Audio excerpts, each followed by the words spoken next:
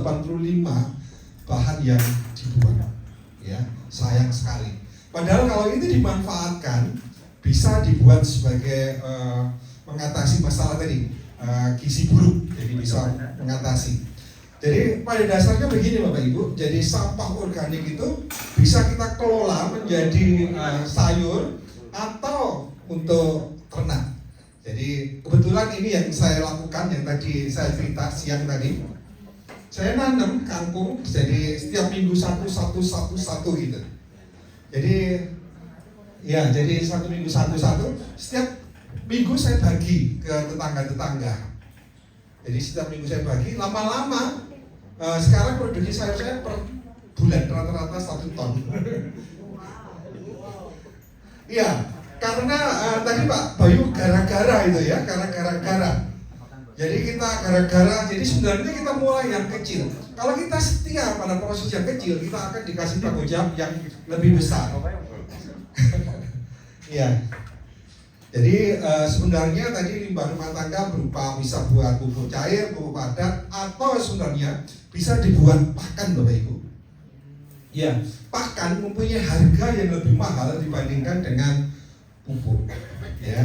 Jadi kalau kita ternak unggas, yang kita tanya dulu adalah ketersediaan bahan pakan.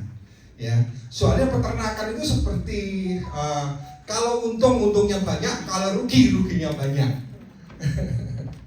Ya, apalagi di perunggasan. Jadi saya lama di perunggasan, jadi saya mulai ternak dari 12.000, kemudian ke 70.000 dalam waktu 2,5 tahun. Kenapa? Sebenarnya peternakan itu sebenarnya bukan masalah ilmu, tapi hati. Jadi kalau di pertanian itu bisa nunda 1 hari, 2 hari. Tetapi kalau di peternakan, hitungannya jam Bapak Ibu. Terutama untuk golongan ayam yang saya dulu di broiler. Jadi hitungan jam waktu pelihara ayam kecil. Nah itu seperti kita mengasuh bayi. Jadi kita kasih makan tiap 2 jam sekali, 4 jam. Jadi 2 jam, kemudian 3 jam, 4 jam. Akhirnya 1 hari bisa 1-2 kali aja. Jadi tapi yang penting adalah waktu kecil itu. Ya, jadi nanti kita malam ini kita belajar manajemen dulu. Jadi besok kita masalah pakan. Jadi nanti kita belajar manajemen sama breeding. Jadi kalau kita ngomong peternakan ada 3 hal yang harus kita kuasai. Jadi nanti manajemen, breeding, dan pakan. Jadi kalau salah satu aja yang tidak kita kuasai, kadang-kadang begini, banyak yang menghubungi saya, Pak, ayam saya kok kecil-kecil gitu. Ya, kok saya udah berapa bulan kok masih kecil. Nah ini biasanya dipengaruhi 3 hal ini Bapak Ibu. Jadi dipengaruhi pakan, kemudian ada manajemen sama bibitnya.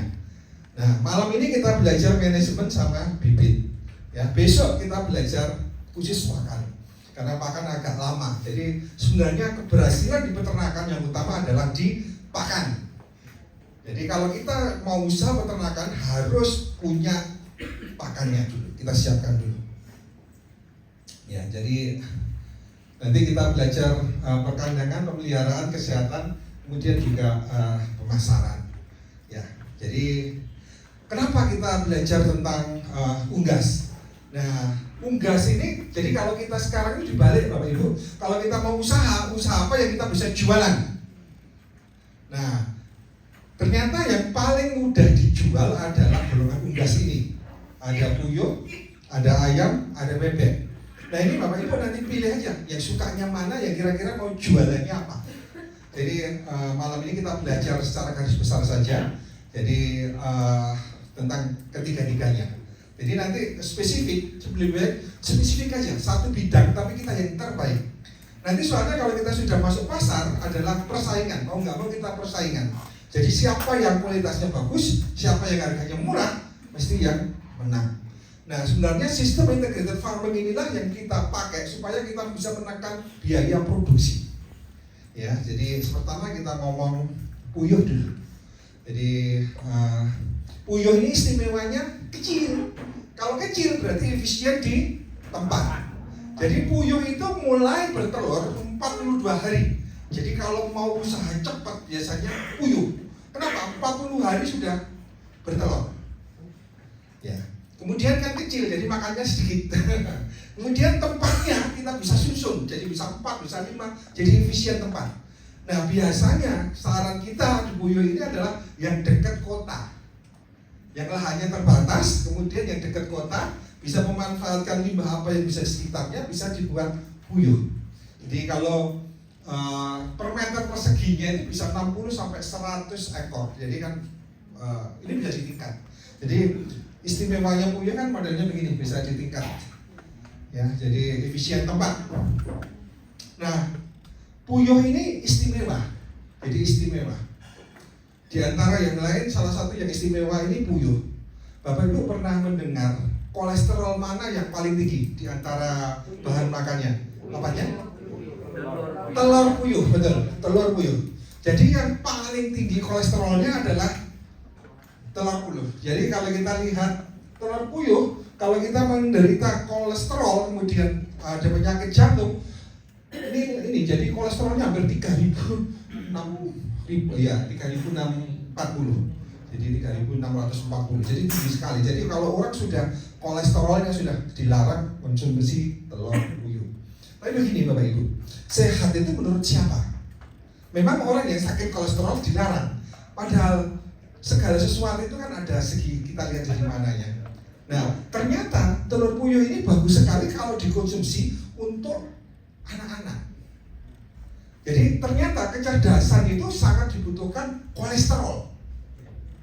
Jadi kalau kita lihat ininya ya, jadi sumber protein juga. Kemudian yang istimewanya adalah dia adalah nutrisi otak.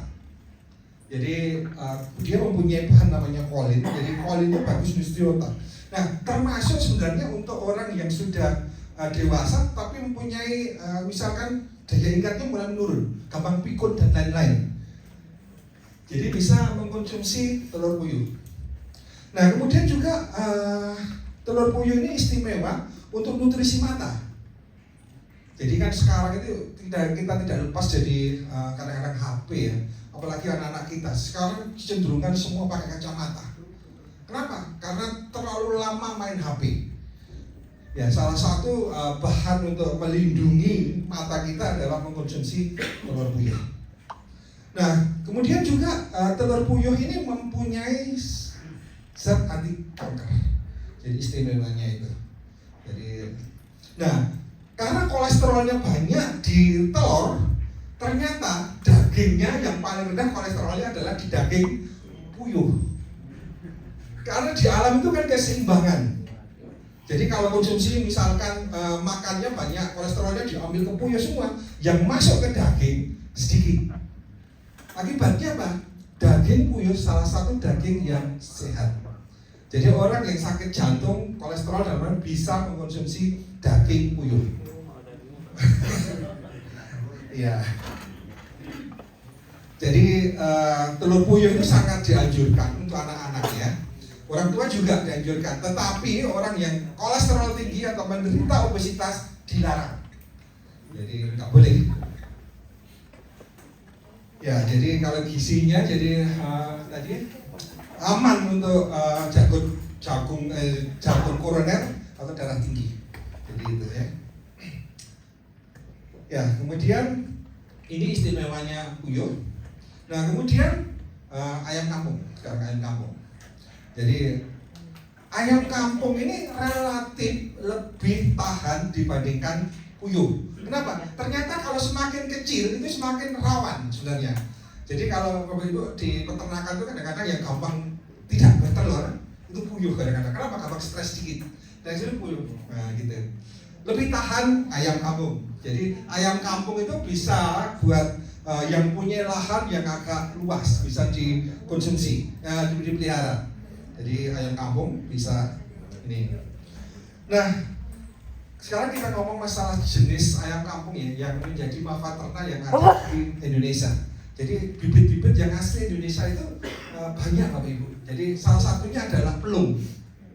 Ya, jadi jenis pelung. Ini asli Indonesia. Kalau Bapak Ibu tadi di luar ada yang ayamnya besar, itu pelung. Suaranya yang pendek itu ya? Iya, yang tadi ya panjang besar. Jadi pelung ini istimewa. Jadi dia bobotnya bisa 6 kilo. Kalau di depan itu katanya ambil 7 kilo. Iya, jadi besar. Jadi nanti cari bibit yang bagus. Jadi kalau di peternakan tuh yang terbaik jadi bibit. Yang di kandang adalah yang baik, yang jelek akhir saja. Jadi yang kita pelihara adalah yang baik saja. Yang jelek itu kadang-kadang menghabiskan pakan saja. Jadi nggak efisien. Jadi ya kita ini. Nah kemudian ada namanya ayam kedu. Temanggung. Ya, jadi ayam kedu ini Temanggung. Jadi termasuk salah satu jenis ayam unggul asli Indonesia. Kemudian yang hitam namanya cemani. Biasanya yang buat selamatan. Ya, kemudian ada namanya ini termasuk juga jenis ayam unggul ya. Jadi kemudian ada namanya ayam sentul. Ya, jadi sentul seleksi. Ya, sentul yang diseleksi. Jadi nanti yang tadi yang pokoknya yang jadi bibit adalah yang terbaik. Sentul. Nah, kemudian sebenarnya ini bukan asli Indonesia, tapi sudah lama di Indonesia. Ada namanya ayam Arab. Ini diambil telurnya. Tadi awal-awal ada diambil dagingnya. Jadi kalau kita pelihara ayam ada dua jenis tujuannya. Bisa kita ambil dagingnya atau telurnya. Nah biasanya kalau kita budidaya untuk telur, ayamnya kecil-kecil. Soalnya lah, biar makannya sedikit. Kan kadang-kadang hitungnya kan telurnya bijian gitu. Jadi biar untungnya banyak. Biasanya yang kecil-kecil biasanya dipakai untuk telur. Nah kemudian ada namanya ayam Elba. Ya ini hampir sama dengan ayam Arab, tapi sudah ditingkatkan kualitasnya. Jadi produksi telurnya bisa 300 tahun butir per tahun ya. Jadi, nah kemudian di Indonesia juga banyak melakukan persilangan, terutama yang ada di pihak pemerintah ya. Salah satunya ada KUB. Jadi KUB yang ada di Ciawi. Jadi ini yang sekarang adalah KUB 2. Jadi KUB 2. Jadi ya sudah ini. Jadi ini diambil daging sama telurnya. Telurnya relatif lebih besar dibandingkan dengan ayam Arab atau ayam Elba tadi. Nah kemudian kalau di daerah Jawa Timur ada namanya chopper. Ini sudah persilangan Bapak Ibu ya, jadi sudah disilang-silang gitu. Nah chopper ini persilangan antara ayam kampung jantan dengan ayam ras betina petelur. Jadi nanti jadi chopper. Ya. Kemudian ada ayam Sembawa. Ya, Sembawa. Ini di daerah Sumatera. Kemudian ada ayam Lignan, ini sebenarnya dari Cina, tapi sudah lama di Indonesia. Jadi sudah dibudidayakan di Indonesia, di daerah Jawa Barat, di Ciawi juga. Ya. Kemudian antara ayam ini Sembawa dengan ayam Lignan menghasilkan ayam maron. Ya, ayam maron. Jadi ayam maron satu ini untuk diambil telurnya. Jadi ayam maron ini perkawinan antara Sembawa betina kemudian sama Lignan jantan. Jadi mawar satu. Jadi biasanya begitu, jadi yang terseleksi yang bagus, yang jelek-jelek di kaling di ini. Nah kemudian ada namanya ayam maron 2. Jadi ayam maron 1 yang dikawinkan dengan ayam kedu. Jadi ayam maron 2 ini biasanya dipakai untuk ayam pedaging. Nah ini salah satu sedikit ya. Nah kalau kita lihat di browsing di internet banyak sekali jenisnya. Jadi sebenarnya itu kadang-kadang berdasarkan nama farmnya atau yang mengawinkan. Jadi sebenarnya itu peluang jadi Bapak Ibu dari kawinkan aja. Enaknya kan gitu. Jadi kalau kita hobi itu cari intinya gini. Kalau kita mau mengawinkan jadi jalur genetik itu yang terbaik, kawinkan dengan yang terbaik. Nanti anaknya jadi yang terbaik juga, gitu ya. Ya. Kemudian kita ngomong masalah ini spitasi ya tentang ayam, jenis-jenis ayam. Kemudian bebek. Nah bebek ini relatif lebih aman dibandingkan ayam, soalnya lebih besar. Ya, jadi bebek itu kadang-kadang difungsi, jadi dia pedaging maupun petelur, rata-rata begitu. Nah jadi yang pertama ini pedaging biasanya yang kita pakai adalah bebek Peking duck. Jadi pertumbuhannya cepat. Jadi kalau mau bebek pedaging biasanya kita sarankan pakai Peking duck. Jadi bebek Peking pertumbuhannya cepat. Jadi biasanya 2 kilo ya sudah 40 hari sudah 2 kilo. Kalau pakan kita sudah bagus 40 hari sudah 2 kilo. Nah sekarang yang lagi banyak dikembangkan juga mentok Bapak Ibu. Jadi kalau bangsong ya, ini kadang-kadang mentok jantan. Ya ini jadi ini relatif lebih lebih tahan. Jadi dia memang lebih besar dan lebih tahan. Nah kemudian juga ada bebek hibrida. Jadi perkawinan antara Peking jantan dengan kaki kabel. Jadi hibrida ini juga termasuk salah satu jenis bebek yang unggul. Diambil telurnya sama dagingnya. Nah kalau di Jawa Timur ada namanya bebek Mojosari. Jadi biasanya bebeknya lebih kecil tapi produksi telurnya banyak. Di sini diambil telur. Kemudian ada kalau bebek Tegal atau Cirebon, ini juga salah satu jenis bebek unggul. Kemudian kalau di Sumatera ada Alabio. Ya. Ini sepintas tentang jenis-jenis ya. Nah ternyata hampir sama kalau kita memelihara unggas itu yang penting adalah pada masa kecilnya. Ya. Tadi sebenarnya kalau jenis-jenis KUB, kemudian maron itu salah satu ya bisa ngomong kelebihan atau kekurangan. Dia sifat mengeraminya kecil. Akibatnya apa? Mau nggak mau kita yang jadi induknya. Jadi kalau sifat pengeraminya kalau kita alami, biasanya yang utama tadi bolong atau apa cara-cara itu sebenarnya punya sifat mengeraminya tinggi. Tapi kalau sifat mengeraminya tinggi, kekurangannya kalau telurnya diambil, dia stres. Akibatnya dia nggak mau telur. Nah tapi yang jenis-jenis yang tadi sudah persilakan dan macam-macam itu kalau telurnya diambil masih bertelur terus. Nah kadang-kadang untuk masyarakat awam ya, ayam itu tetap bertelur walaupun nggak ada pejantan. Beda dengan kambing. Kambing itu harus punya pejantan baru punya anak. Tapi kalau ayam biarpun nggak ada pejantan tetap bertelur. Karena itu kalau kita telur pejantannya di akhir. Jadi kalau kita spesialis ke telur ya, kenapa? Kan biar nggak ngabisin pakan gitu. Kalau di peternakan tuh ngomongnya kan efisiensi gitu. Jadi kita nganggap ayam atau unggasnya itu adalah mesin kita. Jadi mesin yang itu adalah yang bagus jenisnya tadi. Nah, kalau di dalam istilah peternakan itu adalah masa brooder.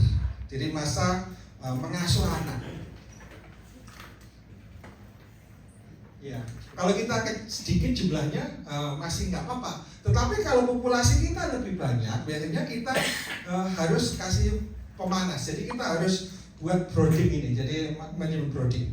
Jadi kalau sudah skala besar bisa model seperti ini bulat. Kalau misalkan listriknya wattnya cukup bisa pakai lampu. Jadi pemanasnya. Kemudian kalau misalkan itu biasanya kalau skala besar biasanya pakai LPG. Kenapa lebih efisien? Jadi jadi kalau kecil bisa model begini atau model seperti ini kalau model kecil. Jadi kalau di depan tadi ada ayam satu dikasih dom satu, buat contoh ya.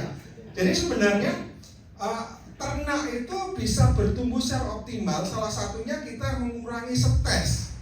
Nah stres yang paling utama pada unggas kecil adalah suhu. Jadi ayam nggak boleh stres karena perbedaan suhu. Jadi kalau di mesin tetas itu suhunya antara 37, 38. Karena itu nggak boleh langsung terlalu turun. Kalau terlalu turun akibatnya ayamnya stres. Nah karena itu dikasih penghangat. Nah penghangat. Nah biasanya kalau sudah skala besar, jadi modelnya seperti ini, bulat. Kenapa bulat? Supaya nggak ada sudut. Kalau bentuknya persegi, biasanya kan gini, kalau kedinginan kecenderungannya kan ngumpul.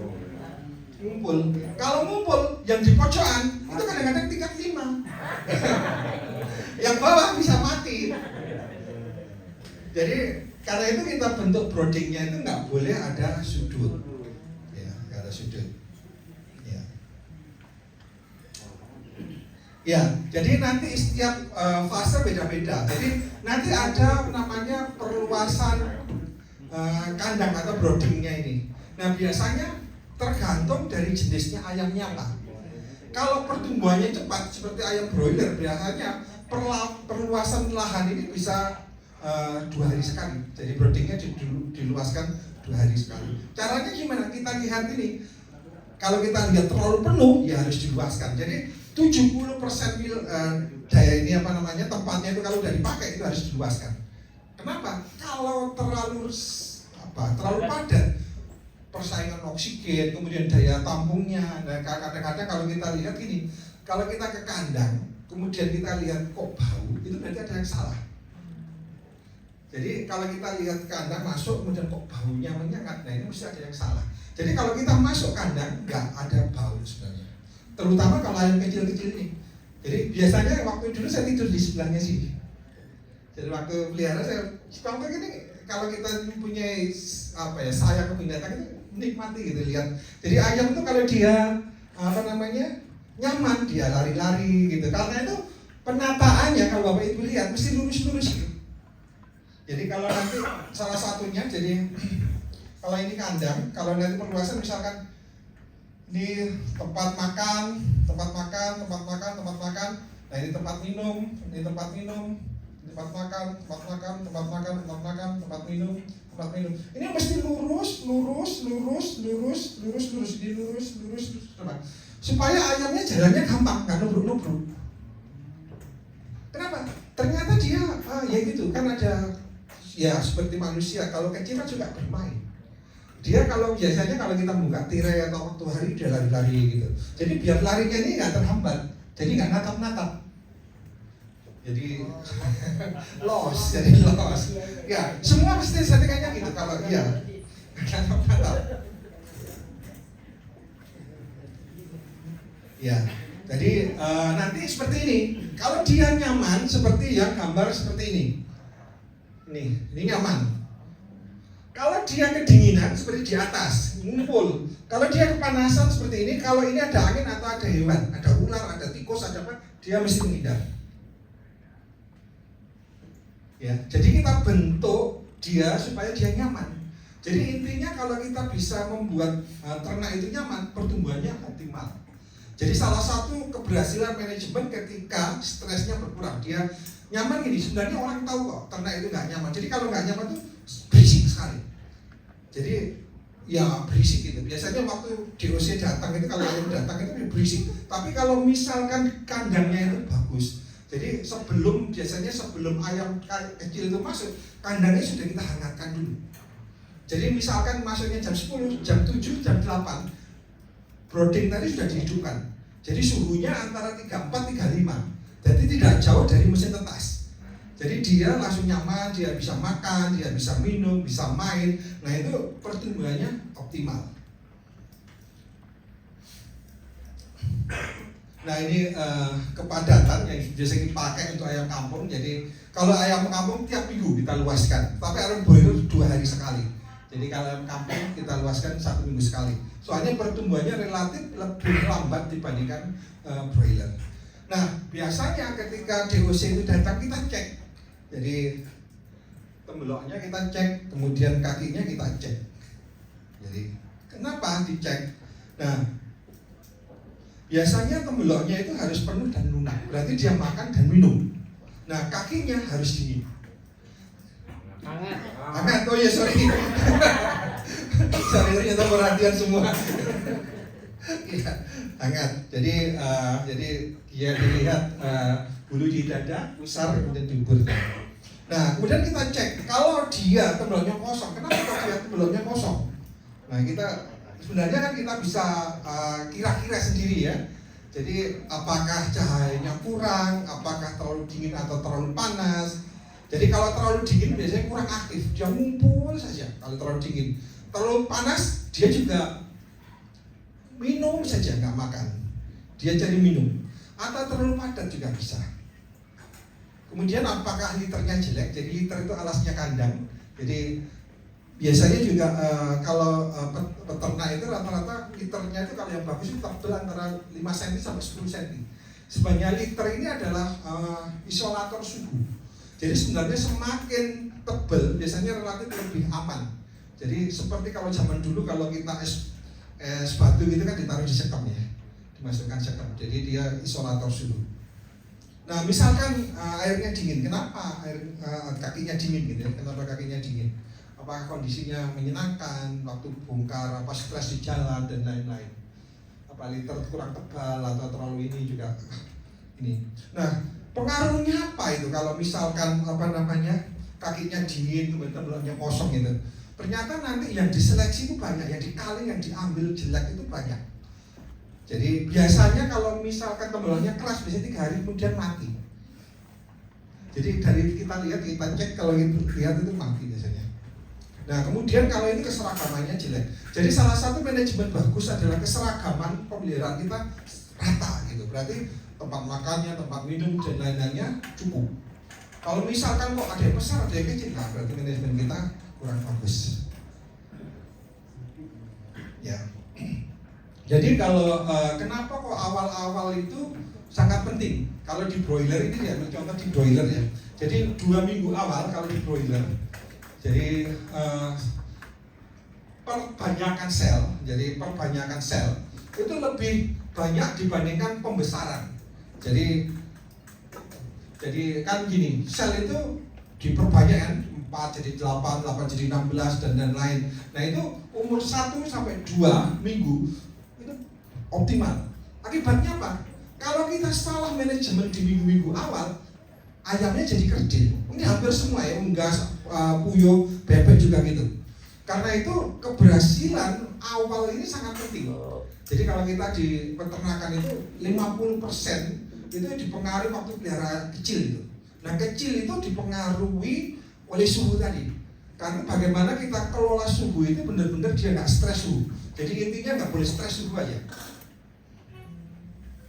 Nah kalau sudah 3 minggu ke atas, pembesaran itu yang mulai lebih tinggi dari perbanyakan. Nah tapi masalahnya ini nggak bisa diperbaiki. Soalnya kan ini, jadi nanti hubungannya dengan pembuatan pakan juga.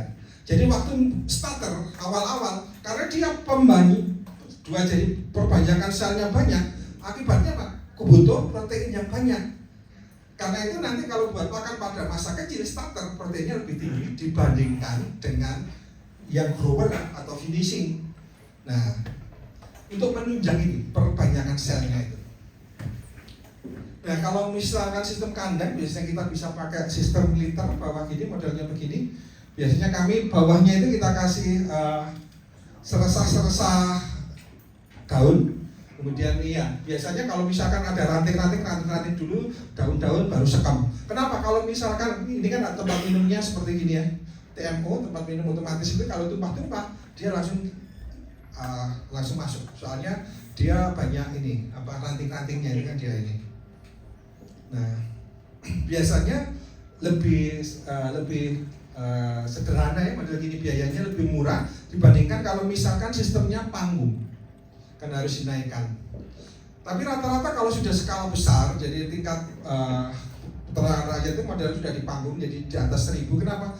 Jarak antara kotoran sama ternaknya kan ada jarak, jadi relatif lebih aman penyakitnya. Ada plus minus ya, ada plus minus. Jadi kalau skala kecil rumah tangga bisa kita pakai model begini, atau model seperti ini tapi kita tingkat juga seperti puyuh, cuma tempatnya lebih besar. Jadi hampir sama.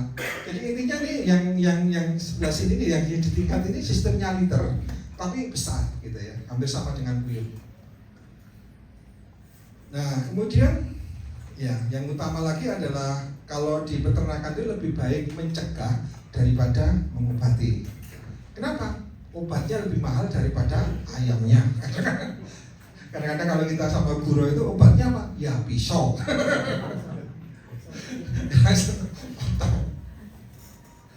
Ya jadi kalau di istilah peternakan kita namanya biosecurity. Jadi kita harus benar-benar ketat. Jadi kenapa? Lawan kita adalah virus. Jadi semakin besar peternakan kita, jadi kita harus benar-benar program sanitasinya benar-benar harus semakin kuat. Nah biasanya ya gini, jadi kita harus ada kebersihan kandang. Jadi kandangnya harus bersih. Kemudian kebersihan lingkungannya, kemudian kebersihan peralatan. Nah yang penting lagi adalah sinar matahari. Nah, kandang-kandang di Indonesia ini sebenarnya yang bagus adalah arahnya, kalau ini kandang ya, ini timur ke barat.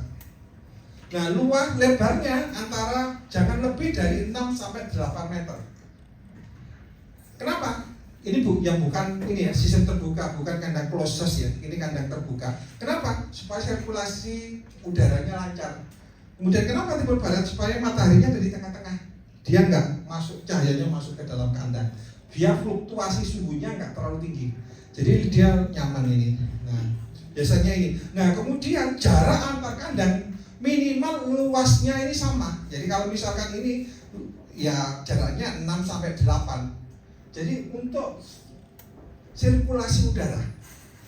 Jadi kandang itu nggak bau. Salah satunya karena ada sirkulasi udaranya yang dan baik. Kemudian juga ada sinar matahari.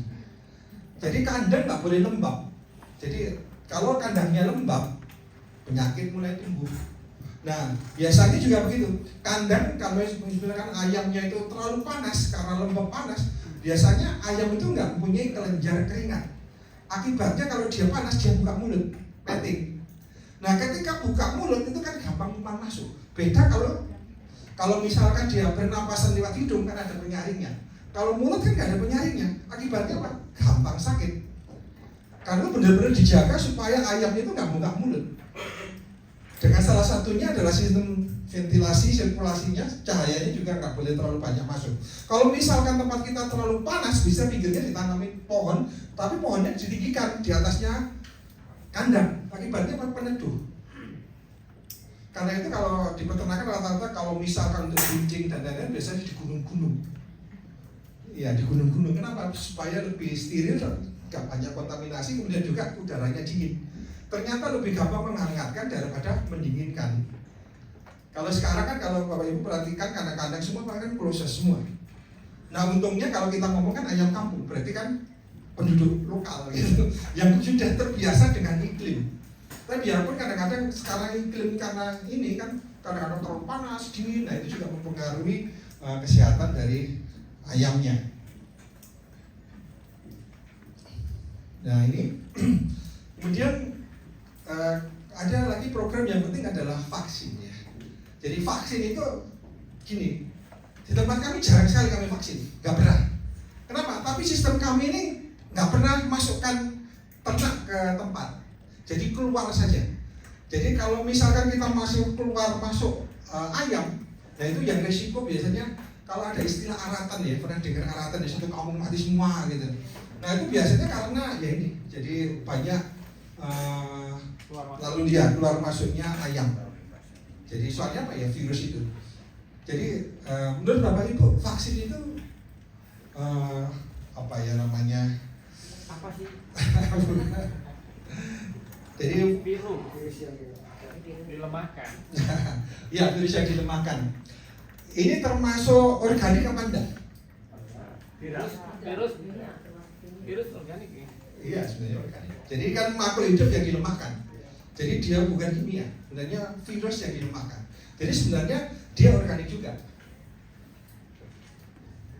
Ya, jadi tapi gini, kalau di darah itu sudah terserang penyakit harus divaksin. Tetapi kalau di darah itu nggak kena penyakit, nggak usah divaksin. Kenapa? Vaksin itu kan datangkan penyakit ke tempat itu. Jadi lebih baik ya sudah nggak usah divaksin. Tapi kalau sudah pandemi di situ ya mau nggak mau harus vaksin. Nah nanti setiap biasanya pabrik vaksin itu ada programnya masing-masing. Kita tinggal ngikutin saja. Ya. Nah biasanya yang terserang utama biasanya itu ngorok Bapak Ibu. Yang pertama itu. Jadi ngorok ini karena ya kalau ini kimianya. Nah biasanya kita pakai bawang putih. Kemudian kita bisa pakai belimbing bulu juga. Ini yang kami di kandang ya, jadi pakai belimbing bulu kita blender, kita masukkan di dalam airnya. Belimbing bulu kan banyak vitamin C, jadi vitamin C kan antibodinya kuat. Kemudian juga bisa pakai mengkudu juga bisa. Nah, tapi mengkudu yang masak ya, bukan yang mentah. Jadi yang masak. Ini juga bisa pakai daun sirih juga bisa, atau jeruk nipis juga bisa. Ya. Oke Bapak Ibu, kita diskusi saja. Jadi biar Biar seru. biar kita lebih hidup. Jadi kita diskusi saja. Ya itu gambaran saja secara singkat tentang bagaimana pemeliharaan ayam ya. Dan prinsipnya sama. Jadi stres yang utama adalah stres suhu. Jadi kalau kita bisa antisipasi itu, jadi ayam kita lebih daya tahannya lebih kuat. Jadi ya itu, jadi kita harus mengurangi stresnya itu. Oke. Mungkin itu dulu Bapak Ibu, mungkin ada kita diskusi saja. Oke. Mungkin ada yang tunggu sebentar, mic.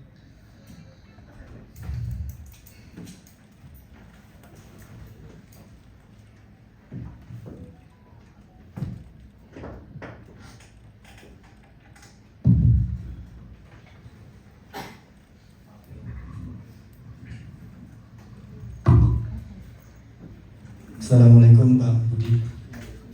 Yang saya tanyakan untuk skala rumahan, kalau seandainya rumah kamu dekat sama pabrik padi, itu kan berisik karena pabrik padi itu kan kadang giling padi, itu bermasalah sama ayam.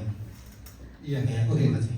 Ya, terima kasih. Kebetulan kasusnya sama dengan waktu awal saya pelihara ayam. Jadi kebetulan tapi bukan pabrik padi tapi orang yang iseng ngebel. Ting.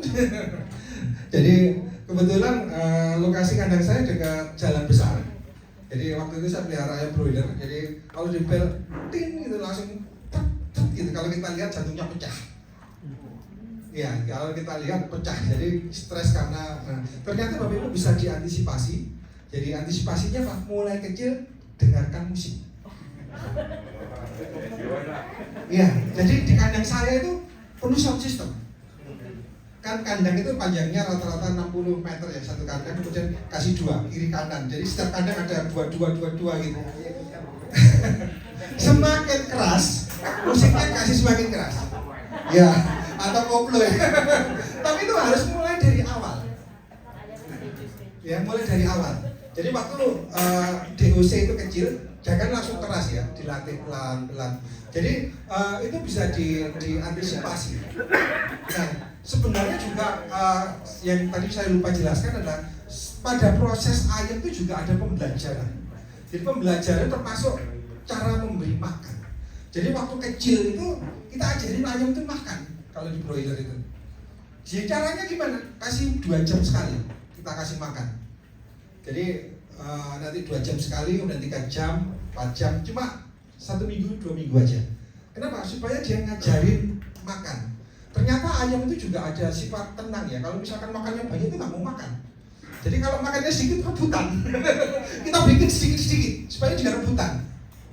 Jadi dia itu merangsang dia makannya banyak. Karena itu makannya sedikit-sedikit tapi sering. Jadi demikian juga tadi saya lupa jelaskan. Jadi ketika ayam kecil itu masuk, biasanya tempat feeder tray namanya, tempat makan kecil itu kita kasih air yang isinya gula sama vitamin. Jadi kita celupkan air kakinya itu di situ, dia langsung minum. Kenapa? Ayam itu sebenarnya bisa tahan 3 hari nggak makan. Soalnya dia memanfaatkan kuning telurnya. Tapi dia gampang dehidrasi. Jadi di mesin tetes, kalau mesin tetasnya, besok kita ngomong mesin tetes juga. Kalau misalkan kelembabannya kurang, biasanya lengket dan dehidrasinya tinggi. Akibatnya apa? Ya tadi ujung-ujungnya banyak yang harus diskaling dan lain-lain itu. Nah, diajarin dulu. Jadi semua diajarin minum, diajarin makan. Nanti dia biar pertumbuhannya optimal, gitu, pertumbuhannya optimal. Nah, bisa musik. Jadi kalau Bapak Ibu perhatikan di peternakan sering di sapi perah itu biasanya kita kasih musik. Jadi waktu dia laktasi gitu, biar perahnya itu dia nggak beban gitu, kasih musik. Ternyata memang penelitian musik dan suara itu mempengaruhi produktivitas, terutama kesetresan. Jadi stresnya kalau ya seperti kita aja deh, yang dengarkan lagu apa. Jadi kadang-kadang kita dengarkan sendu ya kita jadi sendu sedih gitu ya. Kalau bisa musiknya tidak gembira, biar ayamnya gembira juga. Iya. Dimulai dari kecil, jadi nggak apa-apa, kasih suara mulai kecil, dibiasakan, nanti dia akan terbiasa. Biarpun sekarang di kandangnya dibanting, gitu, nggak masalah. Soalnya sudah terbiasa berisik, nggak kaget, sudah terbiasa. Untuk semua ayam. Ya, untuk semua. Memang nanti yang agak beda itu nanti ayam petelur ya, ayam petelur tingkat kestresannya tinggi. Karena itu yang jenis petelur biasanya kita sarankan yang lebih tenang ya. Soalnya kenapa? Ayam telur peliharanya lama, bertahun-tahun, bisa 2 tahun, bisa 3 tahun kalau manajemen kita bagus. Tapi kalau misalkan ayam potong, ayam kampung cuma sekarang 50 hari, 60 hari sudah panen. Kan relatif lebih gampang ya, lebih ya seperti itu. Ya. Ya, mungkin ya silakan. Ya, silakan.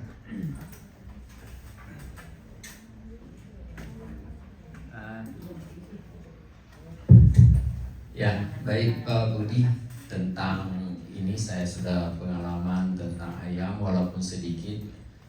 DOC saya bikin LRT limbah rumah tangga saya fermentasi langsung kasih pada saat masih DOC. Ternyata tidak berkembang ayamnya. Nah, ini mohon penjelasan supaya kita bisa bikin makanan sendiri dengan kualitas yang punya pabrik. Gitu. Ya, baik. Ya, terima kasih. Ya, besok kita belajar tentang pakan. Jadi biarpun RRT limbah rumah tangga itu juga sebenarnya nanti kita yang jadi patokan adalah nanti berapa ya, sederhananya kita ngomong proteinnya berapa, energinya berapa. Jadi besok kita belajar tentang buat pakan. Jadi limbah rumah tangga ini salah satu bahan yang kita pakai untuk ini pakan. Nah, yang tadi saya cerita, kenapa kok ayamnya nggak berkembang? Karena nutrisinya kurang biasanya gitu. Jadi kan tadi ada 3 faktor ya, genetik, kemudian ada manajemen. Kalau manajemennya bagus, udah pengalaman manajemen bagus, berarti kita lihat di genetik sama di makannya. Kalau genetiknya bagus, kok nggak berkembang, biasanya di makan. Nah, besok kita belajar khusus tentang makan. Jadi kita belajar hitung kebutuhan proteinnya berapa, bagaimana cara mencukupi kebutuhan itu. Jadi biar kita buat pakannya nggak asal buat pakan. Jadi pakan pabrikan kenapa? Ya memang sudah terstandar. Dia sekarang kalau ngitung asam pakan itu menggunakan asam amino. Tapi kita besok belajar dari protein sama energi saja, 2 patokan ini. Biasanya kita anggap gini, kalau proteinnya terpenuhi, energinya terpenuhi, biasanya pertumbuhannya baik. Jadi mungkin saya jawab lengkapnya besok masalah pakan. Jadi supaya ayamnya nggak kerdil gitu. Memang rata-rata kalau kita buat pakan sendiri, tadi saya cerita, memang umur 1-2 minggu awal itu kritikalnya ayam unggas itu di situ. Jadi harus betul-betul benar. Jadi pakannya harus benar, manajemennya harus benar. Soalnya kalau kita gagal di sini, sudah selnya nggak bisa berkembang lagi, kerdil nanti ayamnya. Karena itu harus benar-benar. Jadi harus kebutuhannya harus terpenuhi semua. Ya, ya silakan.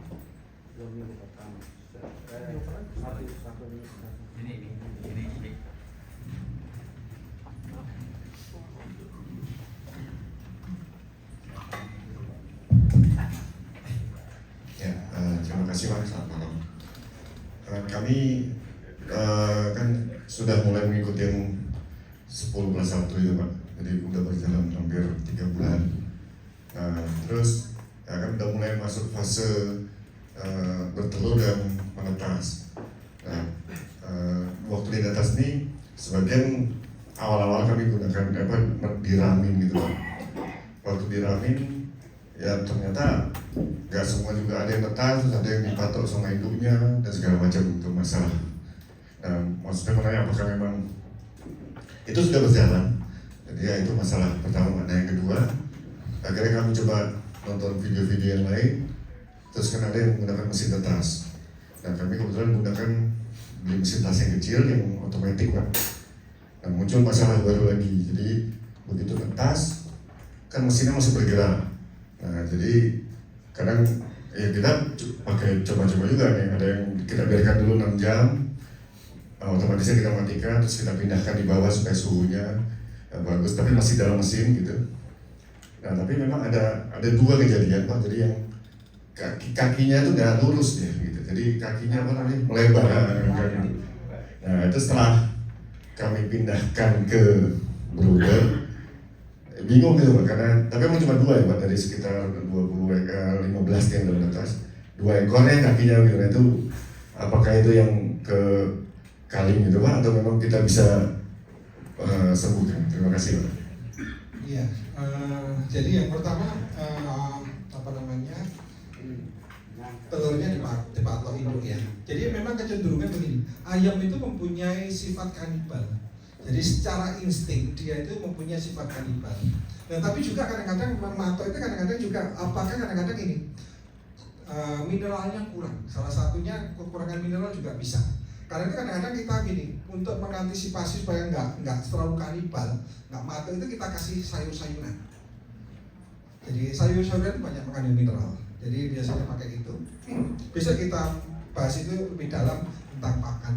Nah demikian juga mesin tetas. Jadi mereka kecenderungan kendala. Kenapa kok? Yang pertama daya tetasnya kecil. Nah itu mungkin imbangan jantan sama betinanya kadang-kadang kurang, atau ya sebenarnya idealnya kan 1:10 ya. Tapi kadang-kadang 1:10 itu banyak yang lubang-lubang. Kadang-kadang ada yang dibuahi, ada yang enggak, ada yang ini. Kadang-kadang ini supaya aman 1 jantan 5 betina. Itu mesti aman itu. Jadi tingkat nanti keberhasilannya bisa 90% ke atas. Jadi kalau besok kita ngomong mesin tetas ya, jadi khusus mesin tetas. Kemudian begini, kalau kita lihat 3 hari, kalau kita teropong kok nggak ada serabut-serabutnya, nggak dibuah, itu berarti bukan salah telurnya, mesin tetasnya menurut saya. Yang salah karena nggak ada embrionya di situ, nggak ada ininya, nggak dibuahi. Jadi dia memang nggak bisa. Nah kemudian rata-rata juga begini, yang kurang diperhatikan dalam mesin tetas adalah kelembapan. Nah kalau kelembapannya kurang, jadi kelembapan itu 60-70. Itu kalau kurang biasanya banyak lahir cacat. Ya, jadi kalau misalkan kita lihat dalam 2-3 hari pertama kita perbaiki gitu, kalau bisa ya perbaiki. Tapi kalau nggak bisa ya sudah, itu permanen. Karena apa? Kekurangan cairan, dehidrasi di dalam mesin tetasnya. Biasanya kalau itu awalnya itu dia lengket. Kalau lengket, ada juga kasus lengket itu karena kurang membalikan. Jadi di dalam mesin tetas itu prosesnya kita stabilkan suhunya, kemudian ada pembalikan telur, bukan maksudnya dibalikan ini, diputerin maksudnya. Ya diputerin aja. Kenapa? Supaya dia nggak lengket, kemudian juga rata. Jadi rata. Nah biasanya kalau misalkan proses pembalikannya itu kurang, biasanya salah satunya ya yang banyak cacat atau dia lengket di waktu mesin tetasnya. Besok kita belajar tentang mesin tetas lebih dalam. Jadi kita kita belajar, tapi besok kita belajar prinsipnya. Soalnya kita ngajarin yang ada pada diri kita, gitu ya. Kalau kemarin kita buat mesin tetas di kardus saja, tapi berhasilnya 80-90%. Jadi kardus rokok. Jadi yang ada itu aja. Yang paling gampang mungkin pakai triplek ya, jadi gampang. Jadi sebenarnya nanti kalau kita tahu prinsipnya tinggal bisa dimodifikasi sendiri, diberikan alatnya untuk balik telur juga banyak di pasaran. Tapi kita sudah tahu prinsipnya. Jadi besok kita belajar tentang penetasan, sekalian nanti lihat penetasan yang ada di sini. Ya. Seperti itu. Ya. Bagaimana tadi sudah menanjur usia 2 hari tapi dari kakinya sudah gitu. Iya, kalau sudah permanen sudah enggak ini. Jadi biasanya kita akhir. 2 hari itu udah bisa digigit. Iya. Jadi biasanya kalau ngasih pisau bang, ngasih pisau. iya, kalau kita di peternakan biasanya begini. Seleksi minggu awal langsung kita akhir di off kan gitu. Jadi saya pernah mengafkir dari 12.000 itu 6.000 ayam. Iya, pernah akhir karena kasus. Jadi sebenarnya bibit bagus itu kan tergantung juga induknya ya. Kalau induknya terlalu kecil juga nanti tetasnya terlalu jelek, gitu ya. Jadi mulai induknya jadi kalau di dalam peternakan ada gini, ada dewasa tubuh, ada dewasa kelamin. Nah dewasa kelamin biasanya mendahului dewasa tubuh. Nah yang baik itu adalah dewasa tubuh dan dewasa kelaminnya harus terpenuhi dua-duanya. Ayam juga begitu. Kalau tubuhnya belum belum besar, telurnya kecil-kecil. Kalau kita tetaskan hasilnya jelek, banyak akhir, banyak cacat dan lain-lain gitu. Ya. Jadi besok kita ngomong lebih dalam tentang pakan dan tentang penetasan. Jadi sebenarnya kalau di peternakan itu kita harus punya hati saja. Yang susah itu hati, bukan ilmu. Jadi kalau gini-gini kan gampang ya Bapak Ibu ya. Tapi waktu praktek itu yang apa namanya, yang benar-benar kita diuji ya. Kalau malam-malam harus bangun kasih makan. Nah itu sebenarnya yang gitu. Jadi perjuangan yang di ayam itu yang benar-benar 2 minggu awal itu. Jadi kita jadi kalau kita ngecek ayam itu jam 3 pagi gitu. Jadi jam 3 kenapa? Waktu cek aman dinginnya paling tinggi, kita cek ke kandang. Apakah ayamnya nyaman apa enggak? Kalau dia nyaman berarti ya lolos. Tapi kalau dia enggak, nah kita harus antisipasi. Jadi apa tirainya kita. Jadi kalau misalkan begini, kalau kedinginan, apakah ada tirai yang buka, harus tutup rapat? Atau misalkan terlalu masih dingin, pemanasnya kita dinginkan, diturunkan. Jadi dia makin dekat. Jadi kebalikannya. Kalau kepanasan kita naikkan pemanasnya itu. Jadi benar-benar ini benda hidup. Jadi pertanian itu benda hidup. Yang penting adalah hati di sini. Jadi benar-benar, soalnya gini, tahu sebenarnya. Jadi kalau ada sesuatu yang nggak beres, ayam, bebek dan lain itu mesti berisik. Mesti berisik. Nah kalau berisik itu berarti ada sesuatu yang nggak beres. Mungkin ada tikus, ada terlalu dingin atau apa, mesti itu. Nah buat jadi tenang gitu. Di kandang biarpun ayamnya ribuan, puluhan ribu itu tenang.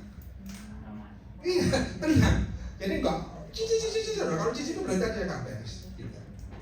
Mungkin pakannya habis juga gitu juga. Kan sederhana aja. Kalau dia nyaman bisa makan, bisa minum, bisa tidur. Nah pertumbuhannya dia optimal.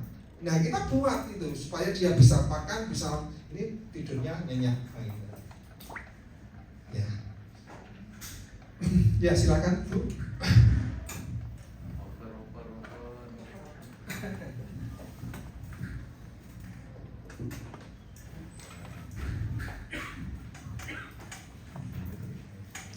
Pak Budi, saya mau bertanya. Saya belum bisa membedakan telur yang tidak dibuahi, terus telur yang sedang berkembang 1, 2, 3 hari yang mau menjadi anakan, melalui, kalau orang itu kan diteropong ya Pak, pakai kotak terus pakai lampu gitu.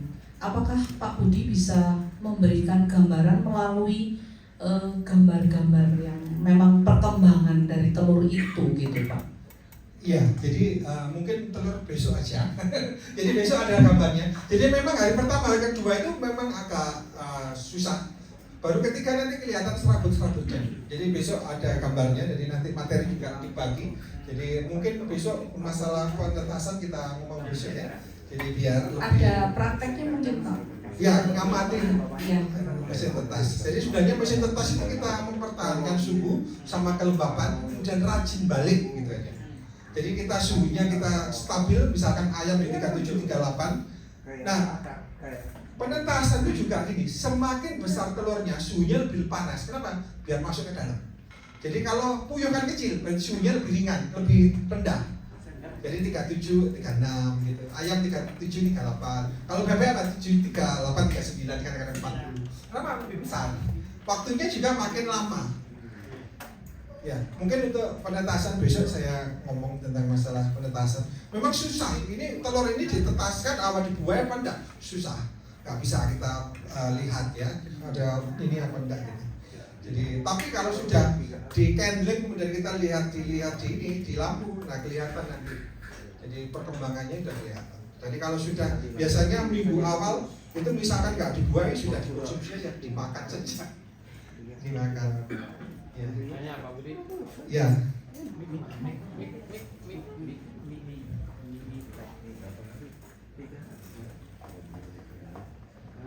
Selamat malam Pak Budi. Mau menanyakan sebelum perkenalan, saya Bayu Aditya dari Temanggung. Saya di rumah ternak ayam gundul persilangan dengan pelung, dikenal dengan guntel, ayam gundul pelung. Jadi di sini kita mengembangkan jenis ayam khas yang tidak ada bulu di lehernya, seperti ayam burung kondor hiros itu gundul itu memakan bangkainya. Nah itu kita kembangkan dalam rangka pertama dulu ayam petarung, lalu kita alihkan menuju ke ayam daging dan petelur nantinya.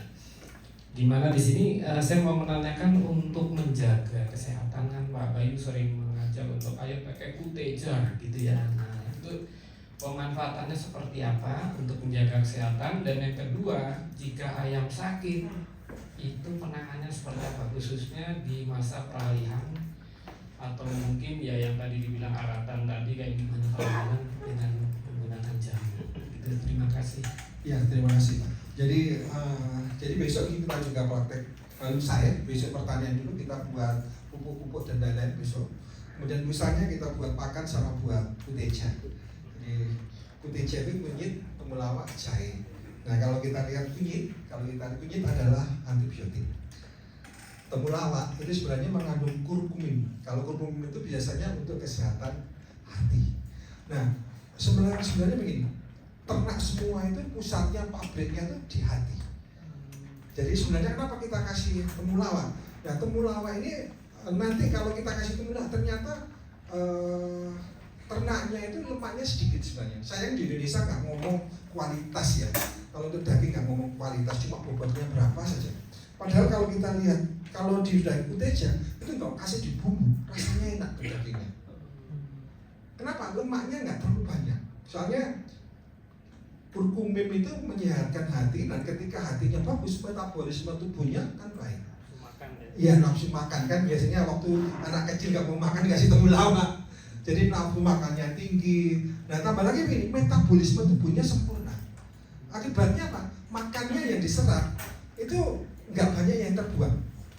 Kenapa? Kalau penyerapannya bagus. Salah satunya memang dari ini, faktor yang lain mungkin dari pencernaannya. Biasanya kita ngajarin juga yang main bakteri lah, gampangannya gitu. Nah, kemudian kalau jahe ini sebenarnya untuk memperlancar peredaran darah. Kalau darahnya lancar, biasanya antibodinya kuat. Kan gini, ternak itu sakit hampir sama dengan orang ya. Jadi kalau orang itu sakit ada dua aja. Kalau peredaran darahnya lancar, kemudian nutrisi terpenuhi itu nggak sakit. Kalau sakit itu kalau peredaran darahnya nggak lancar gitu aja. Kemudian nutrisinya kurang, nah itu biasanya sakit, mulai sakit. Nah, besok kalau kita buat pakan minimal 5 jenis kalau bisa. Semakin banyak bahan yang digunakan, semakin baik. Jadi kenapa? Supaya menutupi kekurangannya ini tadi. Kan setiap bahan nggak ada yang sempurna. Jadi nanti kalau diunggas terutama adalah keseimbangan asam aminonya itu yang penting. Jadi kita jaga keseimbangan asam aminonya ini. Nah, kunyit temulawak jahe ini penggunaannya kalau kondisi normal kan di peternakan itu menjaga lebih baik daripada mengobatin. Biasanya kita pakai perbandingan 1:1:1, jadi normal. Tapi misalkan ternaknya mulai sakit, kunyitnya dibanyakkan, bisa 3:1:1 gitu. Jadi bisa kita combine lah, jadi seperti itu. Nah kemudian juga biasanya kalau di tempat kami biasanya nggak pakai campuran tadi belimbing ulu itu, vitamin C-nya tinggi. Kalau di ayam sudah biasa menggunakan vitamin C. Nah daripada vitamin C beli, kita bisa pakai belimbing ulu itu sama buah mengkudu. Itu kuat sebenarnya mengkudu. Jadi buah mengkudu itu kuat. Di blender. Jadi yang masak di blender dicampur dengan itu ini. Ya, jangan dipakai di air. Jadi lebih gampang kalau misalkan model-model basah kita campur di air, tapi kalau model-model kering kita bisa campur di pakan. Jadi sebenarnya obat kan kita masukkan lewat pakan atau minum. Jadi oral lah ini. Jadi kalau kita tadi bentuknya cair lebih baik di tempat minum. Tapi kalau bentuknya padat, jadi sebenarnya kan gini, temulawak bisa dikeringkan. Ini kalau istilahnya dalam jamu kan disymplesia, jadi bentuk kering. Nah itu bisa dicampur di pakannya. Tapi kalau misalkan buat model, kalau besok itu model cair, jadi kita bisa pakai di tempat minumnya. Nah ini yang kita kasih. Nah, kemudian kalau sudah menderita, dia sakit, mau nggak mau harus dikarantina. Nah, kadang-kadang kendalanya orang itu eman, ya, eman. Nah, di peternakan kalau usahakan eman ini dikurangin. Dari lebih baik menghilangkan satu, menyelamatkan yang lain. Jadi kadang-kadang kan, wah eman ya, kalau eman ya sebenarnya virus itu jarak radius virusnya 2 kilo sebenarnya, jauh. Jadi kalau ya paling nggak ya dipindah gitu ya, biar nggak ini. Nah baru nanti dikasih obat-obatan yang itu. Apalagi misalkan ayamnya mahal gitu kan, mau nggak mau diobatin. Ya. Jadi seperti itu. Nah memang kalau di tempat kami biasanya kalau salah satu untuk misalkan kandang kita model ayam pedaging, kemudian misalkan kalau ayam kampung model pedaging juga harus sistemnya masuknya bareng, keluarnya bareng, all in all out. Jadi sistem masuk bareng keluar bareng ini memutus siklus penyakit. Jadi setelah keluar bareng disterilkan, jadi istilahnya harus balik ke kandang baru kita masukkan bareng. Itu relatif lebih aman. Kalau kita mau yang diomongkan, yang kita harus ini berkembang ini, nggak boleh masukkan dari luar. Itu syaratnya nggak boleh. Kalau masukkan dari luar, Kali aja Pak. iya, risikonya juga ini. Kemudian juga kita juga nggak boleh sering main ke kandangnya orang. Silaturahmi gitu nggak boleh ya. Iya. Kenapa nanti boleh tapi harus mandi dulu. Standar kita, jadi kalau kita sudah peternakan kita sudah besar gitu, mulai dari yang kecil baru ke besar. Kemudian kalau misalkan kita ke kandang yang sakit harus mandi dulu, keramas. Berarti kalau ada tamu suruh mandi dulu ya kalau mau masuk. Iya, jadi kalau main ke tempatnya orang lain nggak boleh langsung ke kandang tapi harus mandi dulu. Udah ke kandang lain. Karena itu di peternakan itu bersih ya, karena siswanya harus cepat mandi. Kadang-kadang kalau satu hari bisa mandi 3 kali tuh. Kalau misalkan ke kandang-kandang ini, sampainya seperti itu. Soalnya kan lawannya virus, jadi menjaga ini. Nah kemudian juga biasanya di sekeliling itu misalkan ditanami seperti serai itu juga membantu ya. Jadi sirih, kadang-kadang kita kasih sirih itu desinfektan juga, sirih itu juga bisa membantu. Ya memang tapi nanti yang paling ini harus praktek dulu biar tahu kendalanya, harus tahu. Jadi sebenarnya kan baru praktek baru kita tahu kendalanya apa. Soalnya ngomongnya kan gampang, dari 10 jadi ini, nah ini. Nah, ya gampang. Prakteknya agak susah. Ya, tapi gini, percayalah kalau hati kita ada di situ mesti berhasil kok. Ya. Ya, mungkin ada yang lain? Sebentar. Ya. Izin Pak Budi, saya Pak Lukman dari Kalimantan Utara. Ini kebetulan dalam 1-2 tahun ini saya melihat video Pak Bayu. Saya juga sudah mulai praktek Pak pola BSM. Alhamdulillah dengan gara-gara itu saya mengolah limbah jeruan limbah ikan rucah. Saya buat tepung ikan manual Pak, dicampur dengan dedak, saya fermentasi. Jadi gara-gara itu ada teman yang suka makan itu tepung ikan yang saya buat itu. Gara-gara itu dia kasih saya ayam Pak 200 ayam KUB. Ya alhamdulillah gara-gara itu saya sekarang sudah pelihara ayam KUB 200 sudah 2 bulan. Kemudian dari itu ada juga yang beri saya bebek. Dari bebek 16 sudah ada anaknya 200 Pak. 100 pertama itu banyak yang mati Pak. Mungkin saya kurang ini Pak ya, karena anak bebek ini saya tetaskan Pak. Saya tetaskan di mesin tetas, keluarnya tak bersamaan. Jadi kadang telur itu 10, ada 7, ada 5.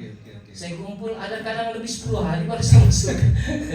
Jadi gimana Pak, telur itu berapa hari minimalnya dia dimasukkan ke dalam mesin tetas? Kemudian nanti anakan dia dari 1 hari sampai 14 hari itu. Kalau bebek Pak, kalau ayam selamat semua ini kayaknya. Nah, bebek ini Pak yang dari yang 100 pertama itu dari 100 tinggal 16 yang hidup Pak, yang pertama itu.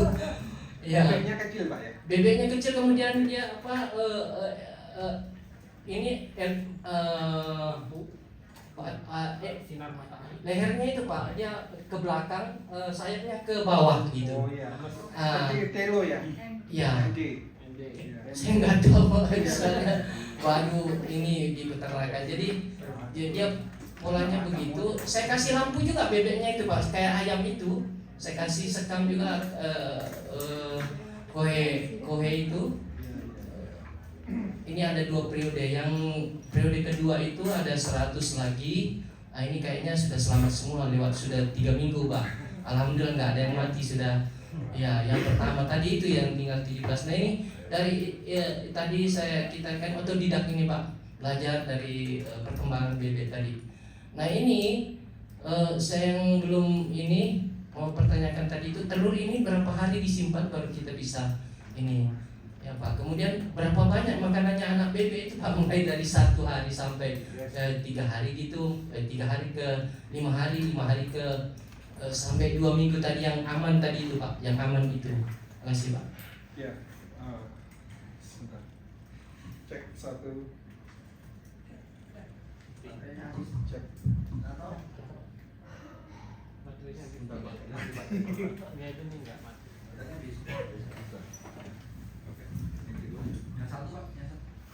Oke, jadi yang pertama ini ya, ikan runcak ya. Jadi ikan runcak ini luar biasa loh. Kalau nanti dikasihkan ke, sebenarnya yang membuat telur bisa diangkat ini adalah lemak dari ikan runcak. Jadi omega 3, omega 7, omega 9. Nah itu sebenarnya dari golongan ikan tadi. Jadi kalau dikasihkan ke ternak biasanya telurnya bisa diangkat. Jadi tadi sudah dimanfaatkan. Nah sebenarnya begini Bapak Ibu ya, di antara puyuh, bebek sama ayam kalau bisa pilih salah satu saja. Ini soalnya sejenis. Nah kalau sejenis penyakitnya bisa pindah-pindah satu dengan yang lain. Nggak bisa satu kandang ada bebek ada ayam. Iya, targetnya gitu. Nanti tadi bebeknya kecil, yang kecil kalah. Tapi tadi nanti kalau besarnya sama, yang kalah ayamnya Pak. Soalnya kalah ini. Jadi sebenarnya yang kalau kita mau sebenarnya boleh, tapi jangan satu lokasi Pak, harus dipindah. Jadi kalau mau harus dipindah. Soalnya kenapa? Ini jenisnya sama. Jadi standarnya begini, yang kecil itu kan daya tahan tubuhnya kurang. Jadi itu mesti rawan yang besar. Jadi kalau bisa, kenapa itu harus satu umuran? Karena ya ini tadi, yang kecil mesti kalah terus. Jadi kalah terus, karena itu dia harus manajemen itu harus satu umuran. Iya, satu umuran. Sudah ada. Soalnya satu umuran kan gini, makannya jenisnya kan beda-beda. Umur semakin besar juga proteinnya beda, makin besar. Jadi kalau bisa satu umuran. Nah kalau bisa, kalau mau satu jenis saja, pilih salah satu. Kalau mau harus jangan satu lokasi. Soalnya mesti nanti salah satu ada yang dikalahkan. Ini hampir sama. Kalau kambing, domba, sapi itu jenis, satu jenis. Sama-sama ternak ruminansia. Kalau bisa pilih salah satu saja. Jadi lebih aman ya. Kalau kemarin ada PMK kan bareng-bareng tuh kena semua itu PMK. Ya, jadi kalau ayam, bebek ini penyakitnya sama semua. Ya. Nah, memang strategi kita kalau untuk telur begini. Telur ini nggak boleh langsung dimasukkan satu-satu, repot kita Pak. Jadi ini satu hari, 2 hari, 3 hari, 4 hari, 5 hari. Nah, nggak, itu ada strategi namanya koleksi telur. Nah, koleksi telur itu kalau kita secara normal, suhu normal itu biasanya 6 hari Pak maksimal, 7 hari maksimal. Jadi kumpulkan jadi satu. Suhu ruangan itu dia nggak aktif, jadi nggak berkembang. Tapi kalau lebih lama lagi suhunya diinginkan Pak. Semakin lama biasanya kita pakai 10 derajat. Itu bisa 2 minggu. Ya, suhu pendinginan jangan di freezer ya, tapi di yang di bawahnya. Nah, suhunya ini 10 derajat itu bisa 2 minggu. Tapi memang daya tetasnya mulai turun, beda dengan yang langsung. Tapi memang strateginya harus gitu. Kenapa? Biar nggak netas satu-satu ini. Kalau satu-satu ini repot, pemeliharaannya repot. Jadi nanti kalau bisa ya bedanya, nanti biarpun masih netas nggak langsung 1 hari netas semua. Biasanya biarpun itu ya besok kadang-kadang itu. Jadi nggak lebih dari 2 hari biasanya. Jadi kalau sudah lebih dari 2 hari ya sudah kita akhir, berarti itu gagal menetas. Jadi harus dikoleksi dulu. Jadi nggak boleh langsung ditetaskan satu-satu. Jangan masukkan mesin tetas gitu saya. Jadi kumpulkan dulu. Jadi maunya netasnya berapa? 2 minggu sekali atau 1 minggu sekali, berdasarkan kan jumlah bebeknya atau ayamnya berapa mau tetaskan. Jadi manajemen itu harus umurnya sama, ya harus sama. Kenapa? Pakannya, manajemennya tadi kita itu kan suhunya. Jadi nanti kalau ini kan suhunya juga turun-turun. Semakin bulunya makin bertumbuh, suhunya makin turun. Lama-lama ayamnya itu nggak butuh pemanas tapi pendingin Pak. Kenapa? Bulunya sudah lengkap. Kalau ayamnya bulunya sudah lengkap, nah ini sudah lebih aman. Jadi ayam itu kenapa waktu awal itu kok butuh pemanas, soalnya bulunya belum lengkap. Semakin karena itu bulunya tambah ya berkurang lagi, suhunya diturunkan lagi gitu. Jadi gampangnya gini, jangan lihat sampai gini kedinginan atau kepanasan. Jadi ayamnya atau bebeknya atau puyuhnya nyaman. Jadi buat nyaman semua. Ya. Mungkin seperti itu Pak. Jadi memang harus satu umur, nggak boleh ini ya satu-satu nanti manajemen. Ya. Jadi gini Pak, teknik saya memberi pakan itu Pak, kan ini ada ikan yang saya udah olah tadi. Itu langsung saya berikan ke anakan tadi. Oh. Iya, jadi Ya. berapa banyak pakan itu? Dan besok kita ajarin, jadi sebenarnya jangan satu-satu kita bentuk. Jadi itu kan bahan pakan satu-satu. Kita kumpulkan nanti kalau bisa kita bentuk jangan satu bahan tadi. Kalau ya bisa ngomong pelet di pelet itu bisa. Jadi kalau pengen ayam kan suka butiran. Nah butiran biasanya kita pakai pelet sederhana pakai ini gilingan getuk atau gilingan daging gitu. Kalau skalanya sedikit ya pakai gilingan daging gitu. Nah besok kita belajar model itu. Jadi itu. Jadi bukan satu-satu nanti ya ada jagung, ya ada dedak, ada limbah rumah tangga digabung satu-satu dicampur jadi satu baru dikasih makan ke ayamnya.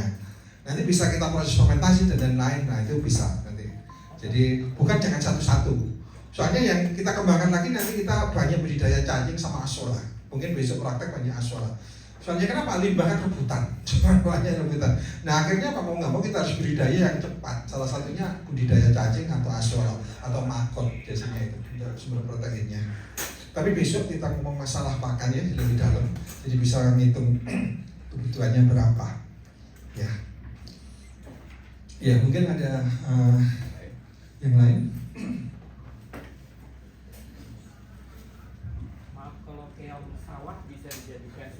Oh iya bisa. Jadi keong sawah bisa dijadikan sumber protein. Jadi intinya semua bahan organik bisa kita manfaatkan sebagai pakan. Yang penting nggak beracun saja.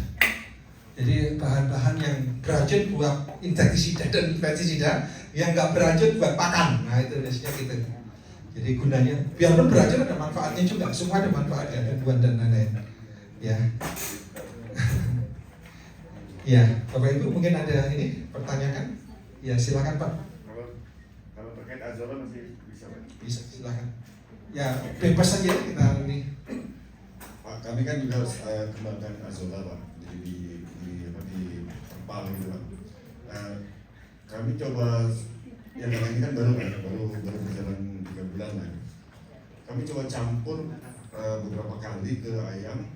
Ya tapi tidak seperti yang di video-video Pak, dengan azola gitu. Jadi artinya kalau campur azola, dedak sama jagung, ya dia milih jagungnya Pak gitu. Karena azolanya tuh kelihatan lah jadi masih banyak sisanya. Itu gimana ya?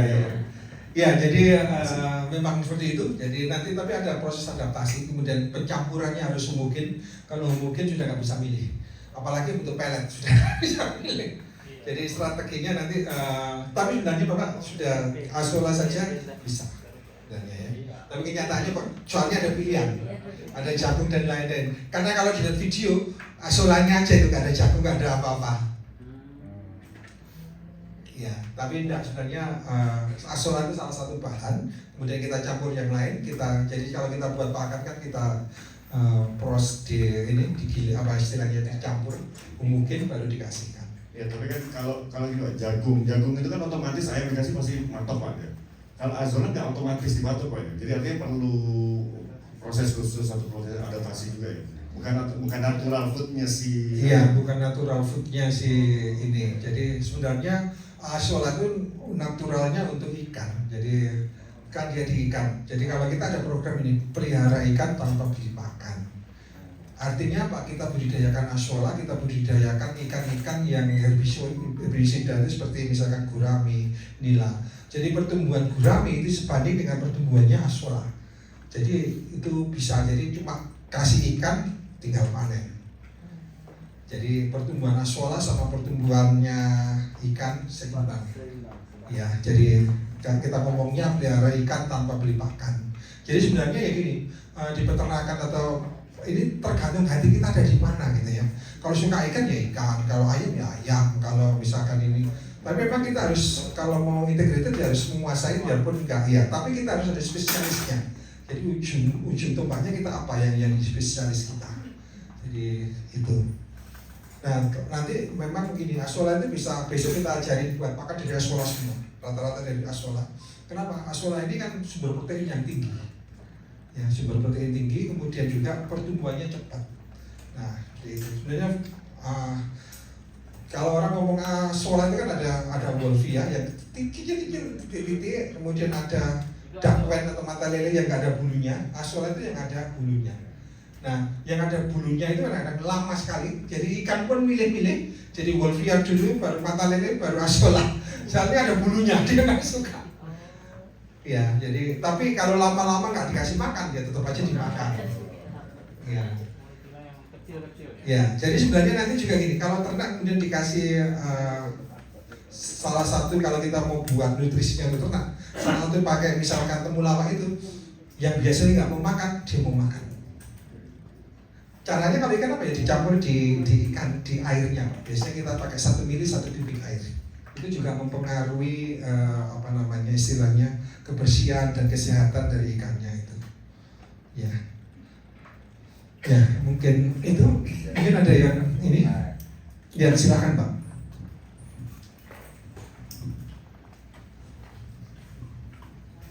Terima kasih. Terkait dengan wolfia barusan ya Pak, itu kemarin minggu kemarin 2 minggu lah, 2 minggu sekitar 2 minggu dari sekarang belakang itu saya menanam wolfia. Itu kan ukuran kolamnya 7 kali 20. Saya beli bibitnya sekitar, bukan beli, dikasih ya malah sekitar 30 kilo. Itu dari sekitar 2 minggu itu kemarin penuh, sampai kolam itu penuh. Tapi setelah penuh terus menguning gitu Pak. Itu kenapa? Dan satu lagi, rencana saya kan ngelihat YouTube Pak Bayu bahwa Azolla dan singkong itu bagus untuk pakan ayam.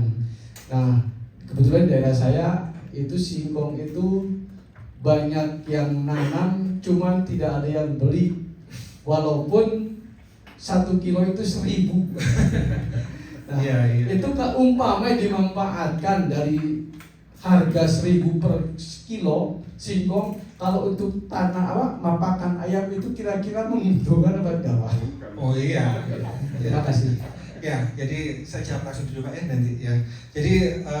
Jadi kalau memang wolfia itu pertumbuhannya cepat ya. Jadi semakin kecil sebenarnya semakin cepat, seperti bakteri. Jadi kelipatannya itu luar biasa sekali. Jadi cirinya gini, jangan panen lebih dari 50%. Jadi kalau panen itu cuma 30% aja biar cepat. Nah, kalau terlalu cepat kan persaingan juga, mulai pernapasan dan lain-lain. Itu harus dipanen juga. Ya, jadi jangan terlalu ini, jadi harus cepat dipanen supaya dia ada rongga, ada ruangan, dia biar enggak persaingan pernapasan, persaingan makan dan lain-lain itu. Jadi kalau sudah penuh ya harus ambil 30% Pak. Nah itu bisa dimanfaatkan. Misalkan masih belum bisa dikasihkan, bisa diolah jadi tepung kering Pak, dijemur saja. Jadi kalau kita mau nyimpan kan ada 2, proses fermentasi atau proses pengeringan. Nah kalau lebih praktisnya pengeringan itu lebih lama. Jadi kalau Bapak perhatikan pakan-pakan itu rata-rata bentuk kering semua. Jadi jagung kering semua, bungkil kering semua, kering. Kenapa prosesnya lama? Jadi ya ini Indonesia kan gitu. Waktu panen itu murah, waktu ini mahal sekali. Nah sebenarnya kalau kita bisa memanfaatkan masa pada peak puncak produksi itu murah semua. Jadi tapi kita harus pintar penyimpanannya itu, harus teknologi penyimpanannya harus pintar. Nah tadi sudah ini kan sudah berhasil budidaya, nah tinggal panen simpan dalam bentuk gudang. Nah itu nanti bisa dimanfaatkan, bisa ya macam-macam lah. Jadi semua bisa, jadi pakan itu bisa buat ayam, buat kambing, buat sapi, semua hampir bisa semua. Jadi tinggal kita komposisinya aja apa gitu, kita campur gabung. Nah bisa kita ngomong pakan. Nah kalau singkong 1.000, nah salah satu kalau kita mau bikin pakan murah ya harus cari bahan yang murah dan kontinu. Memang kita sarankan singkong. Jadi singkong itu sebenarnya kan produksinya gampang. Kemudian bukan hanya singkongnya, daunnya juga nutrisinya juga proteinnya tinggi, bisa kita manfaatkan. Nah ini prosesnya juga bisa. Kita bentuk basah atau bentuk kering. Jadi gaplek itu bentuk tepung, nah itu bisa jangka panjang. Jadi kalau misalkan produksi banyak ya bisa, kalau misalkan belum ternak ya, belum pelihara ternak ya disimpan dulu untuk gaplek yang dikeringkan itu, jadi lebih lama disimpan ya. Jadi ya intinya kalau buat makan semakin murah bahan semakin bagus. Jadi apalagi kalau seperti Azolla kan kita nggak beli, budidaya sendiri gitu ya. Kemudian yang lain-lain gitu. Jadi ya besok kita ngomong singkong sama ini lebih detail lagi. Jadi proses pengolahannya juga. Jadi biar sekalian untuk besok ya, untuk pembuatan pakan. Ya. Baik, izin Pak Budi. Perkenalkan, nama saya Solehan dari Samarinda. Saya sudah mencoba konsep dari Pak Bayu yang 10+1 Pak. Yang pertama, saya mencoba untuk memproduksi pupuknya Pak. Jadi di kandang ayam itu koloni Pak. Kami masukkan koheinya sapi, kemudian saya kasih sekam dan tai kambing. Nah itu kira-kira berapa lama kami harus memanen pupuknya, itu yang pertama. Kemudian yang kedua terkait dengan ayamnya nih Pak. Nah ayamnya ini bertelurnya tidak bersamaan Pak. Ya. Sewaktu kami memberikan pakan jagung full, itu telurnya bagus, produksinya bagus.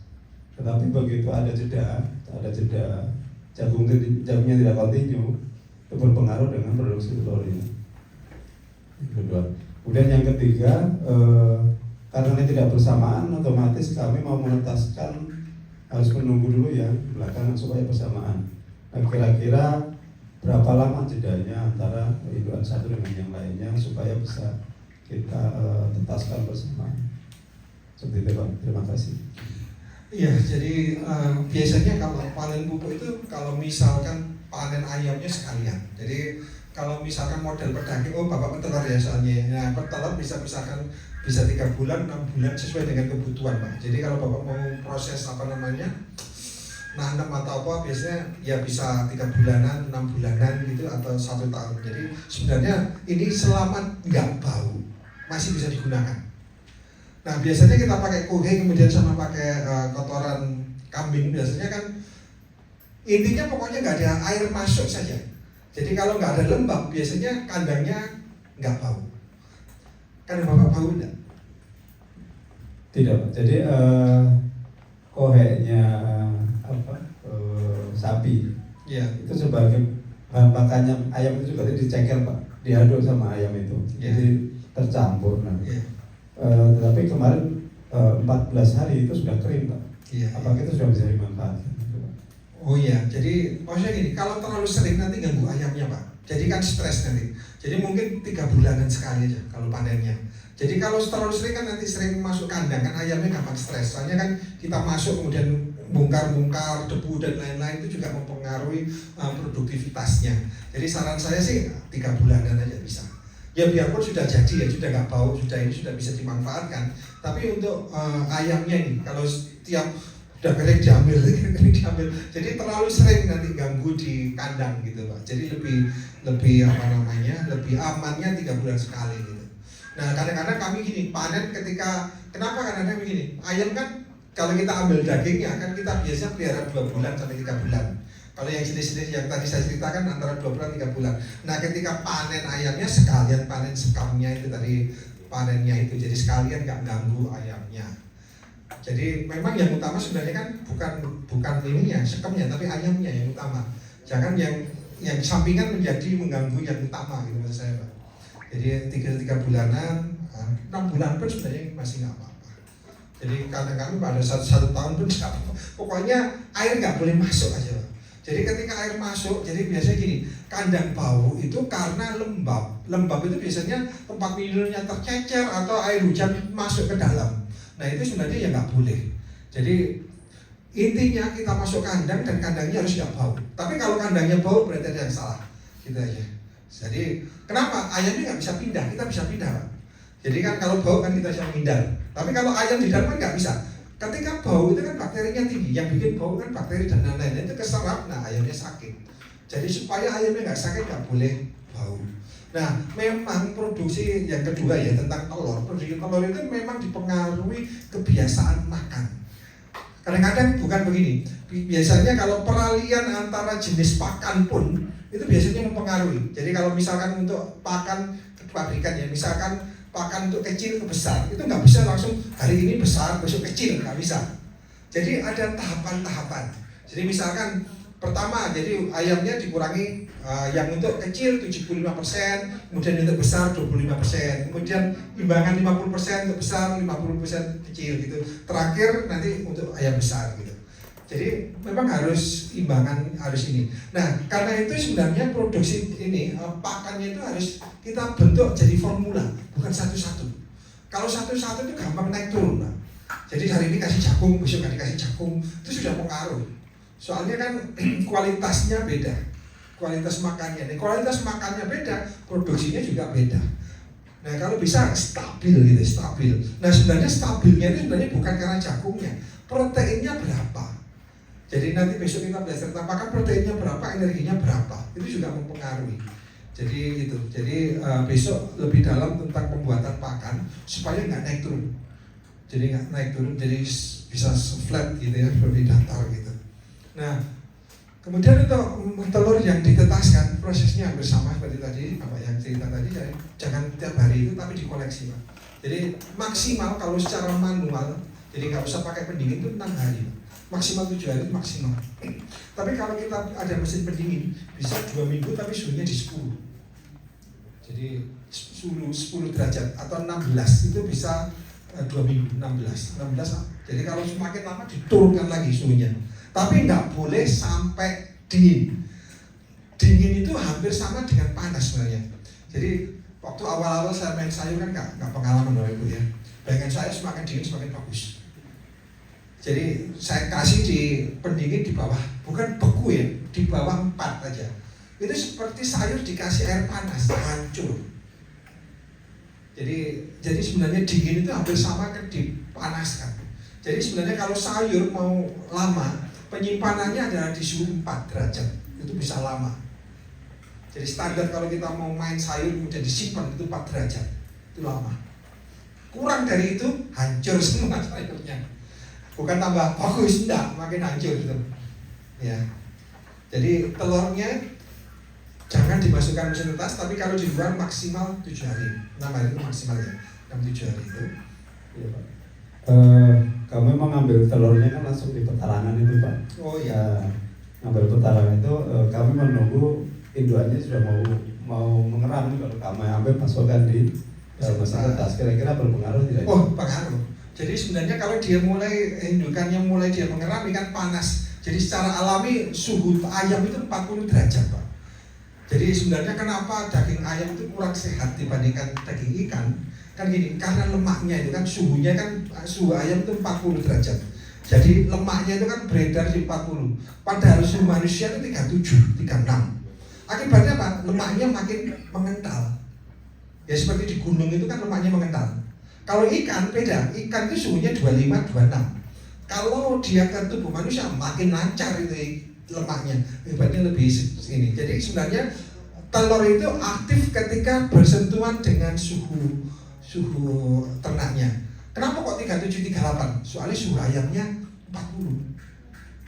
Jadi dia di keram itu suhunya 40. Jadi dekatnya telur itu 38-an, 37, 38. Jadi dia aktif. Jadi seperti itu. Nah sebenarnya kenapa kok balik? Ayam juga balik gitu, dicekerin telurnya.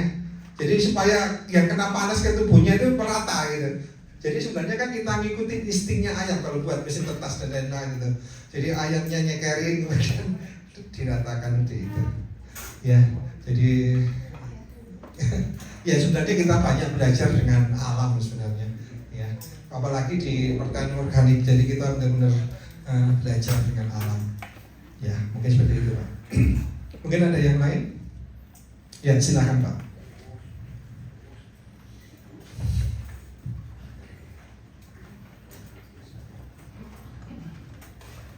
Saya melanjutkan tentang singkong tadi, Pak.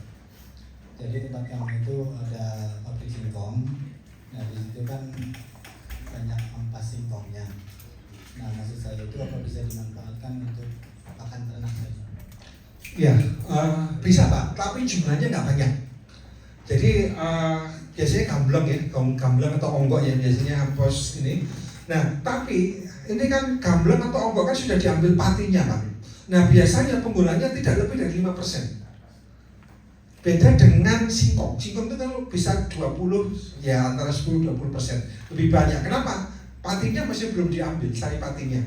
Jadi kalau misalkan singkongnya murah, saya sarankan beli singkongnya. Tapi kalau misalkan gamblongnya ya ada. Jadi kita tadi penggunaannya cuma 5% saja penggunaan untuk pakan ayam. Kenapa? Seratnya tinggi. Beda dengan sapi. Kalau sapi bisa memanfaatkan gamblong skala banyak, hampir 20-30% bisa. Tapi kalau ayam nggak bisa. Jadi dia nggak bisa menyerap serat. Jadi kendalanya kalau kita budidaya ayam itu sebenarnya adalah dia nggak bisa kena serat kasar yang tinggi. Termasuk dedak pun nggak boleh yang kasar. Jadi dedak yang diambil dedak yang pekatul itu, yang halus itu. Jadi memang ayam itu dirancang bukan untuk makan seperti rumput. Memang dia makan seperti jagung. Nah jagung itu seratnya sedikit. Nah karena itu kalau di integrated farming harus punya yang makan rumput sama nggak makan rumput. Kenapa? Bisa memanfaatkan semua limbah itu. Jadi kita harus punya ya golongan ruminansia sama yang non ruminansia gitu. Ya bisa tapi nggak bisa sebanyak. Tapi itu lebih tepat kalau dikasihkan ke kambing, sapi atau domba. Ya bisa tapi sedikit 5% mas sedikit aja. Ya. Ya mungkin ada pertanyaan lain. Kalau nggak ada, nanti waktunya saya serahkan ke Pak KB. Jadi malam ini akan dibentuk kelompok. Jadi untuk mempermudah untuk praktek. Jadi mulai besok banyak praktek. Jadi mulai praktek pertanian maupun praktek peternakan. Jadi nanti biar ya mungkin itu Bapak Ibu. Jadi besok kita lanjutkan tentang kalau nggak besok ya lusa tentang pakan sama pembuatan mesin tetas. Oke, selamat malam, semoga bermanfaat.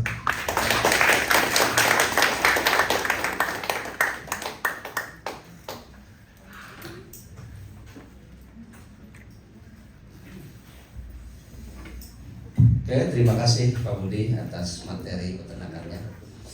Oke, Bapak Ibu, kita lanjutkan ya sedikit koordinasi untuk persiapan praktek besok, kegiatan hari besok ya. Oke. Yang pertama akan kita bentuk kelompok dulu. Kelompok dulu. Di grup ada berapa totalnya? 67. Ikut admin ya. Angkatan 39. 67 personal ya. Kita buat 4 kelompok ya. Kelompok A, kelompok B, kelompok C dan kelompok D.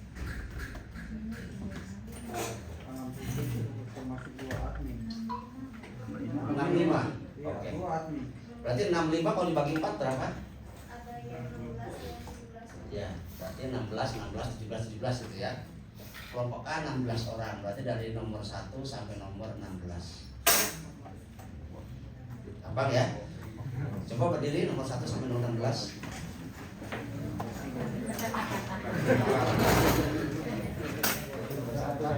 Silakan berdiri. Saya hitung ada 16 kan ya. 1, Pak, nomor berapa? Nomor 10. 1, 2, 3, 4, 5, 6, 7, 8, 9, 10, 11, 12, 13, 14, 15, 16. 17 malahan. Hah? 17. Ada nomor sampai nomor 1 sampai nomor 16. Ya. Kelebihan. Sampai 17. terakhir? Ada yang ngantuk? Itu berapa itu? Nomor 2. 14. Oh 14, oke nggak apa-apa ya. Coba Pak masih berdiri. Dari 1 nomor 16 ini kira-kira saling lihat, kira-kira yang mau diangkat dari ketua kelompoknya siapa? Monggo.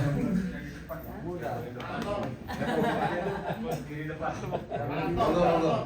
Pak Anton? Ya Pak Anton? Pak Anton, oh Pak Anton, oke. Yang paling muda.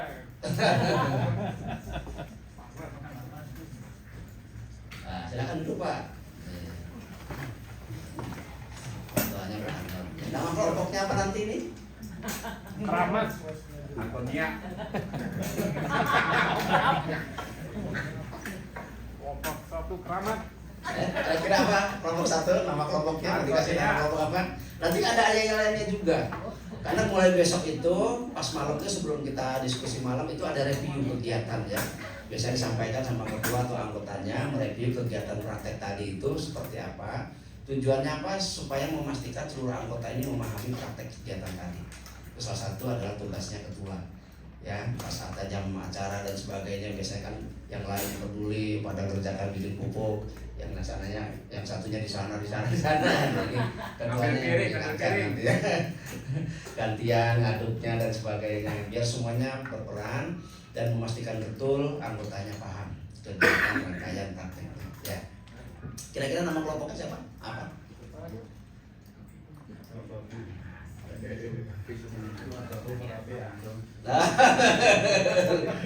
Petani keren boleh, petani sejahtera boleh, petani mandiri boleh, silakan. Boleh. Petani tangguh. Mana petani? Kami tangguh kasih petua. Kasih petua kasih namanya. Monggo, ayo, gak usah ini ragu-ragu namanya. Petani makmur. Wes gak perlu selamatan deh, iya kan? Petani makmur. Nah nanti ada yel-yelnya seperti apa ya? Biar semangat. Kelompok B sekarang berarti dari nomor 017 sampai tambah 16 berapa? 33 ya. Silakan dari Bapak Ibu. 17 sampai 33.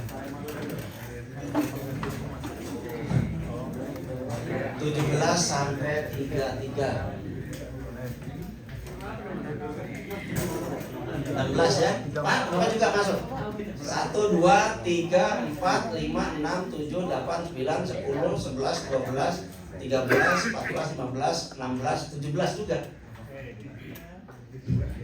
17 sampai 33 ya, ada Bapak. Silakan Pak, kira-kira ketuanya siapa? Ibu. Raja. Monggo. Pak Ari ya? Ya, Ari.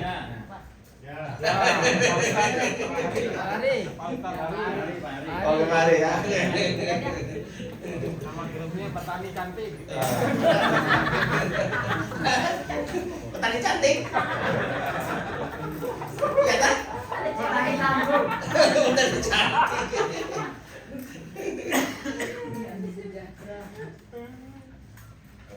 Petani cantik. Petani apa nih? Petani tangguh. Oke.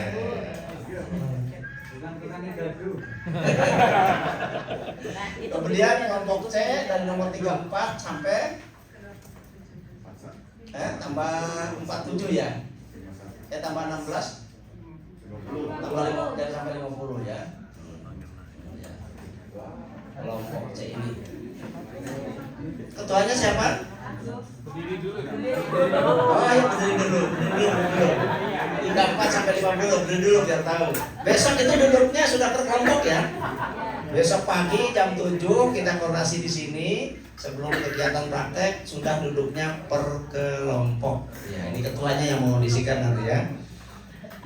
1 2 3 4 5 6 7 8 9 Ibu ya. Ini bisa sama mbaknya. Ikut aja, nggak apa-apa ya. Ya ikut aja. Nomor berapa? Oh 53, ya nggak apa-apa, gabung aja ya. Karena mbaknya nggak ada yang megangin nanti. 1 2 3 4 5 6 7 8 9 13, 14, 15, 17, 18 ya, oke 18 ya. Silakan saling lihat kira-kira ketuanya yang mana sudah.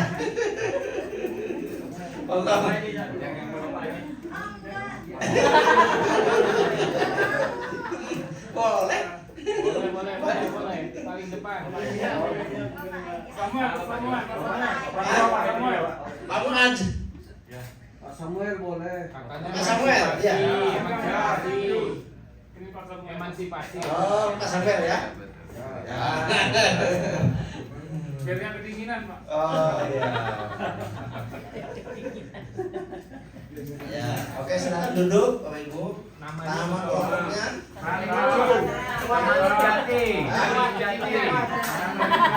Petani kuat. Padulam. Petani Tante Rika. Gak apa-apa. Tante Rika.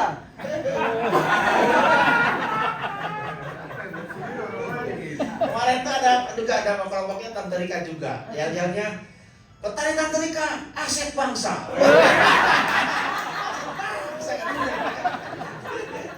Bangsa namanya Rika ya, jadi aset bangsa katanya Pak. Kalau yang ini pemersatu bangsa.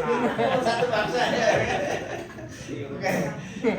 Kemudian kelompok D berarti dari nomor 51 sampai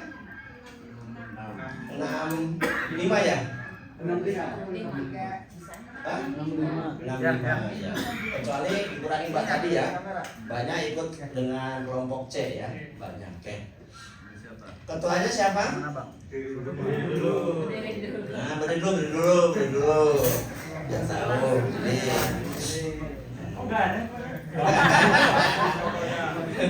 Mana kelompok kelompok D? Tunjukkan timnya.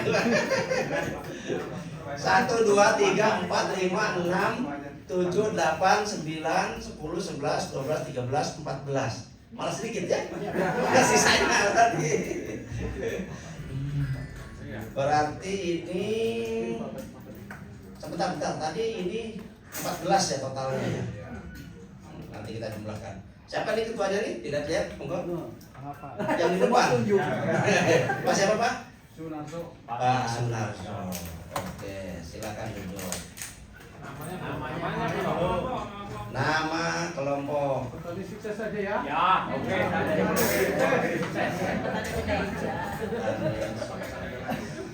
Dia lihatnya maju sejahtera. Kelompok 1 sekarang. Kelompok 1 yang bawa mobil berapa orang? Yang bawa mobil. Yang bawa mobil ada kelompok 1 berapa orang? 1, 2, 3 ya. Ada 3 ya. Berarti 3 kelompok A ini mobil 3. Ada yang bawa motor? Bawa. Motor 1, 2 ya. Motornya 2. Karena prakteknya kita besok pagi itu di sana. Di mana? Di KP Lembah Kamulyan. Ya, tapi di sini dulu kita briefing dulu untuk persiapan prakteknya. Jadi nanti kesananya tanggung jawab kelompoknya. Kalau 16 dibagi 3 orang, dibagi 3 mobil cukup kan? Tambah motor 2 ya, cukup. Oke. Jadi nggak ada kendala. Nah, ini kelompoknya dan ketuanya yang mengkondisikan. Oke ya. Sekarang kelompok B. Kelompok B ada bawa mobil berapa? Kalau enggak nanti kami yang jemput, maksudnya gitu ya, biar tahu aja malam ini. Kelompok B 1, 2. 2 orang ya, 2. Motor ada motor? Motor 1, 2 ibu bawa motor ya, motor 2. Totalnya berapa kelompok B? 16 ya, 17. Ini tadi berapa? 17 juga ya. 17 kelompok, berarti 17 kalau mobil 2 7, 14. Masih bisa motor 2 ya?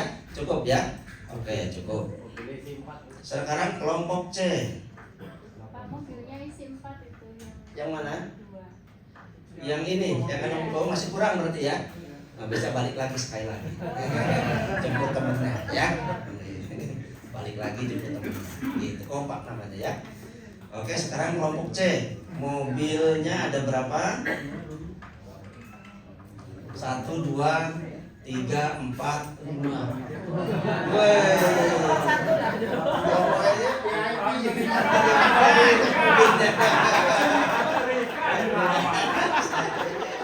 Aset bangsa.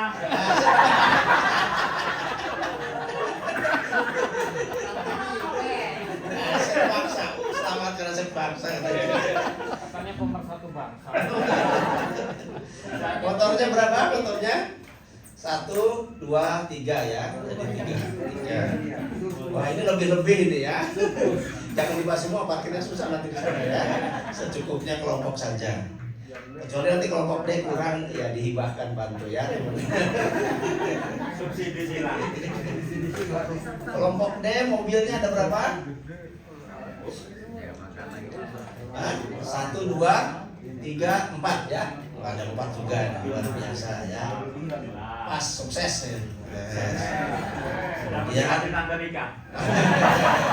Masih kalah sama Tante Rika ya. Motornya berapa?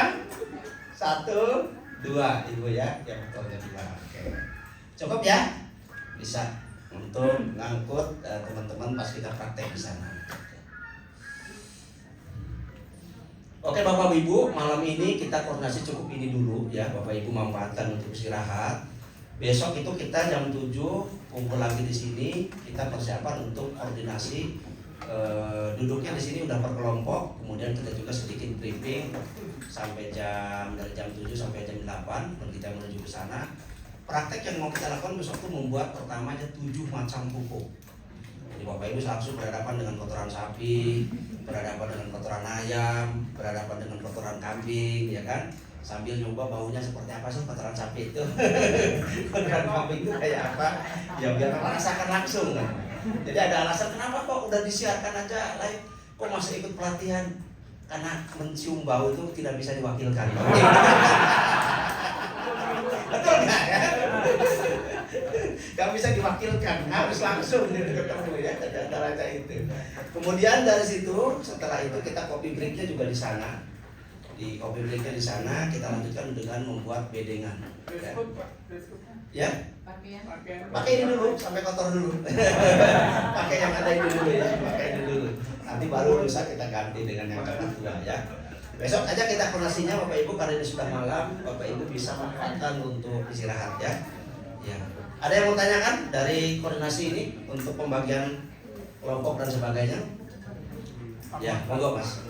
Nanti tugas kelompok untuk selanjutnya gimana? Ketua kelompok mulai besok mimpin lagu pertama. Gantian ya.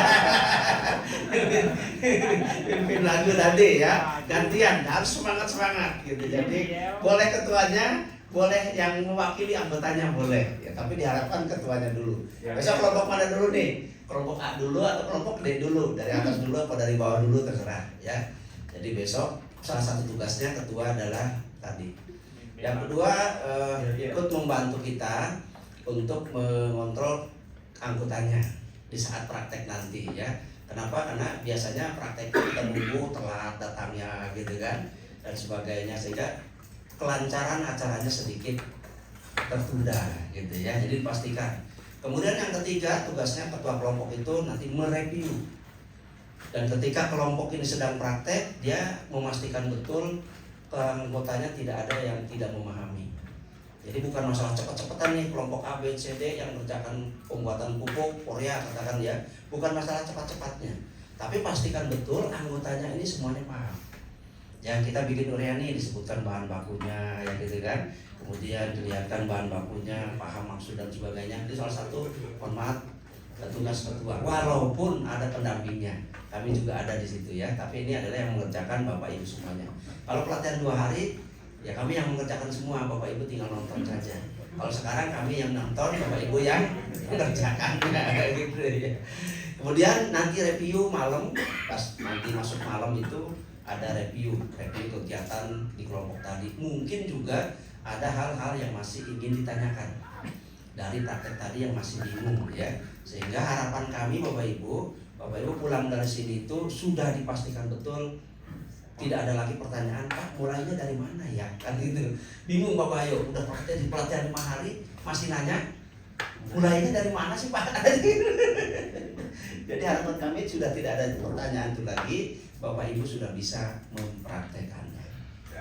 Ya, ada lagi pertanyaan? Apakah bisa dibuatkan grup untuk setiap kelompok itu biar berkoordinasi? Silakan, itu tanggung jawab kelompoknya. Bahkan dibagi kalau untuk angkatan sebelumnya itu bagian dokumentasi juga ada kan gitu ya.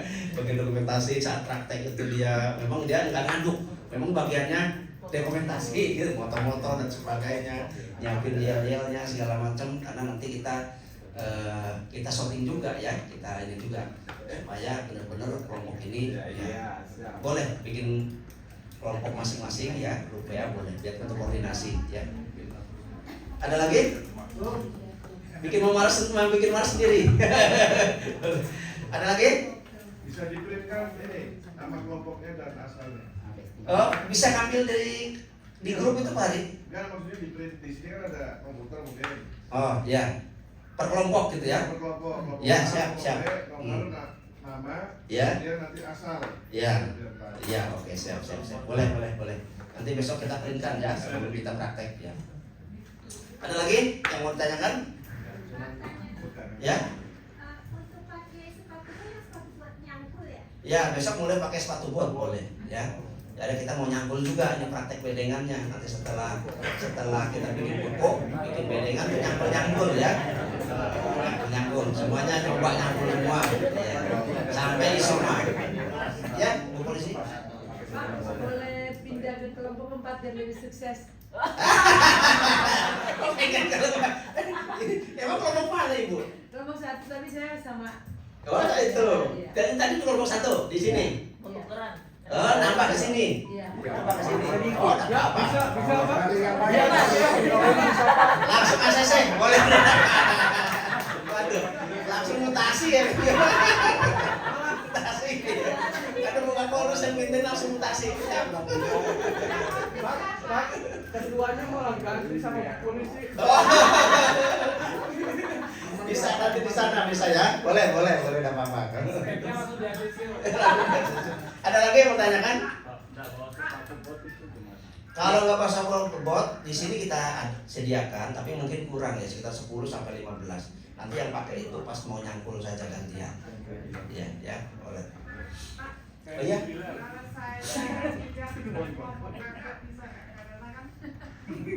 Kita juga pakai mutasi. Itu dari kelompok mana?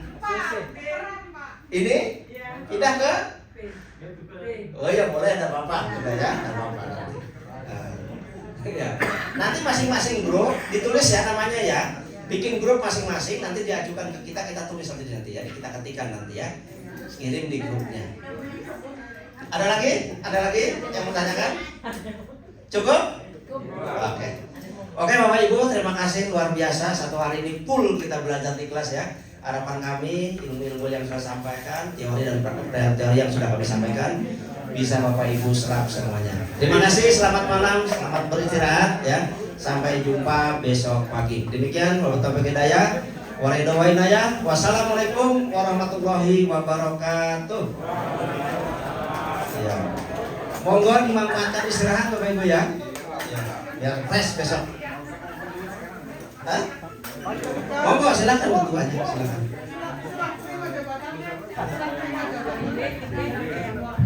Ya, selamat malam. Kelompok 1 bisa kumpul sebentar di depan. Kelompok A. Kumpul dulu enggak? Biar pada tahu.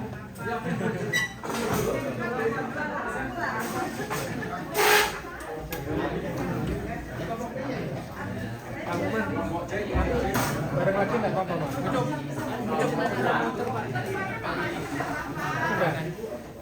Oke, siap.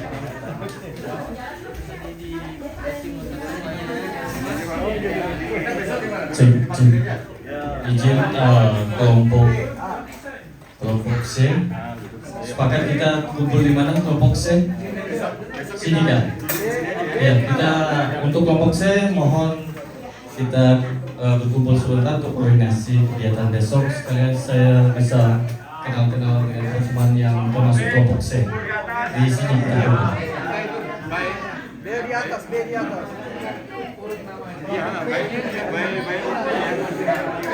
Pulang.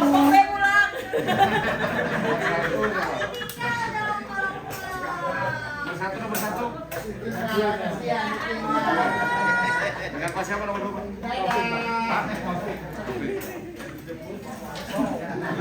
Yang jemput Nomor 3 ya. katanya. Pak siapa? Agus. Nomor 4.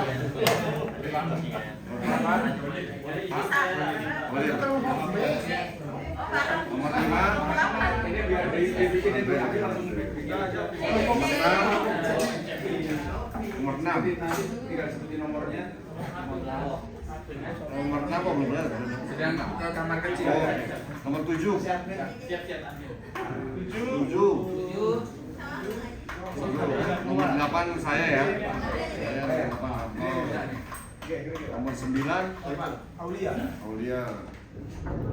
Nomor 10 Banon.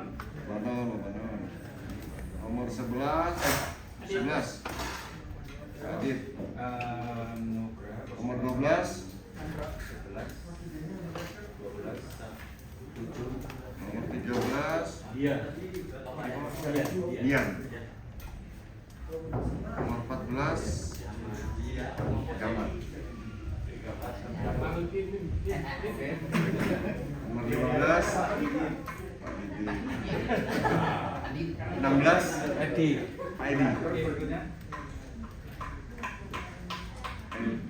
Yang belum nomor 6.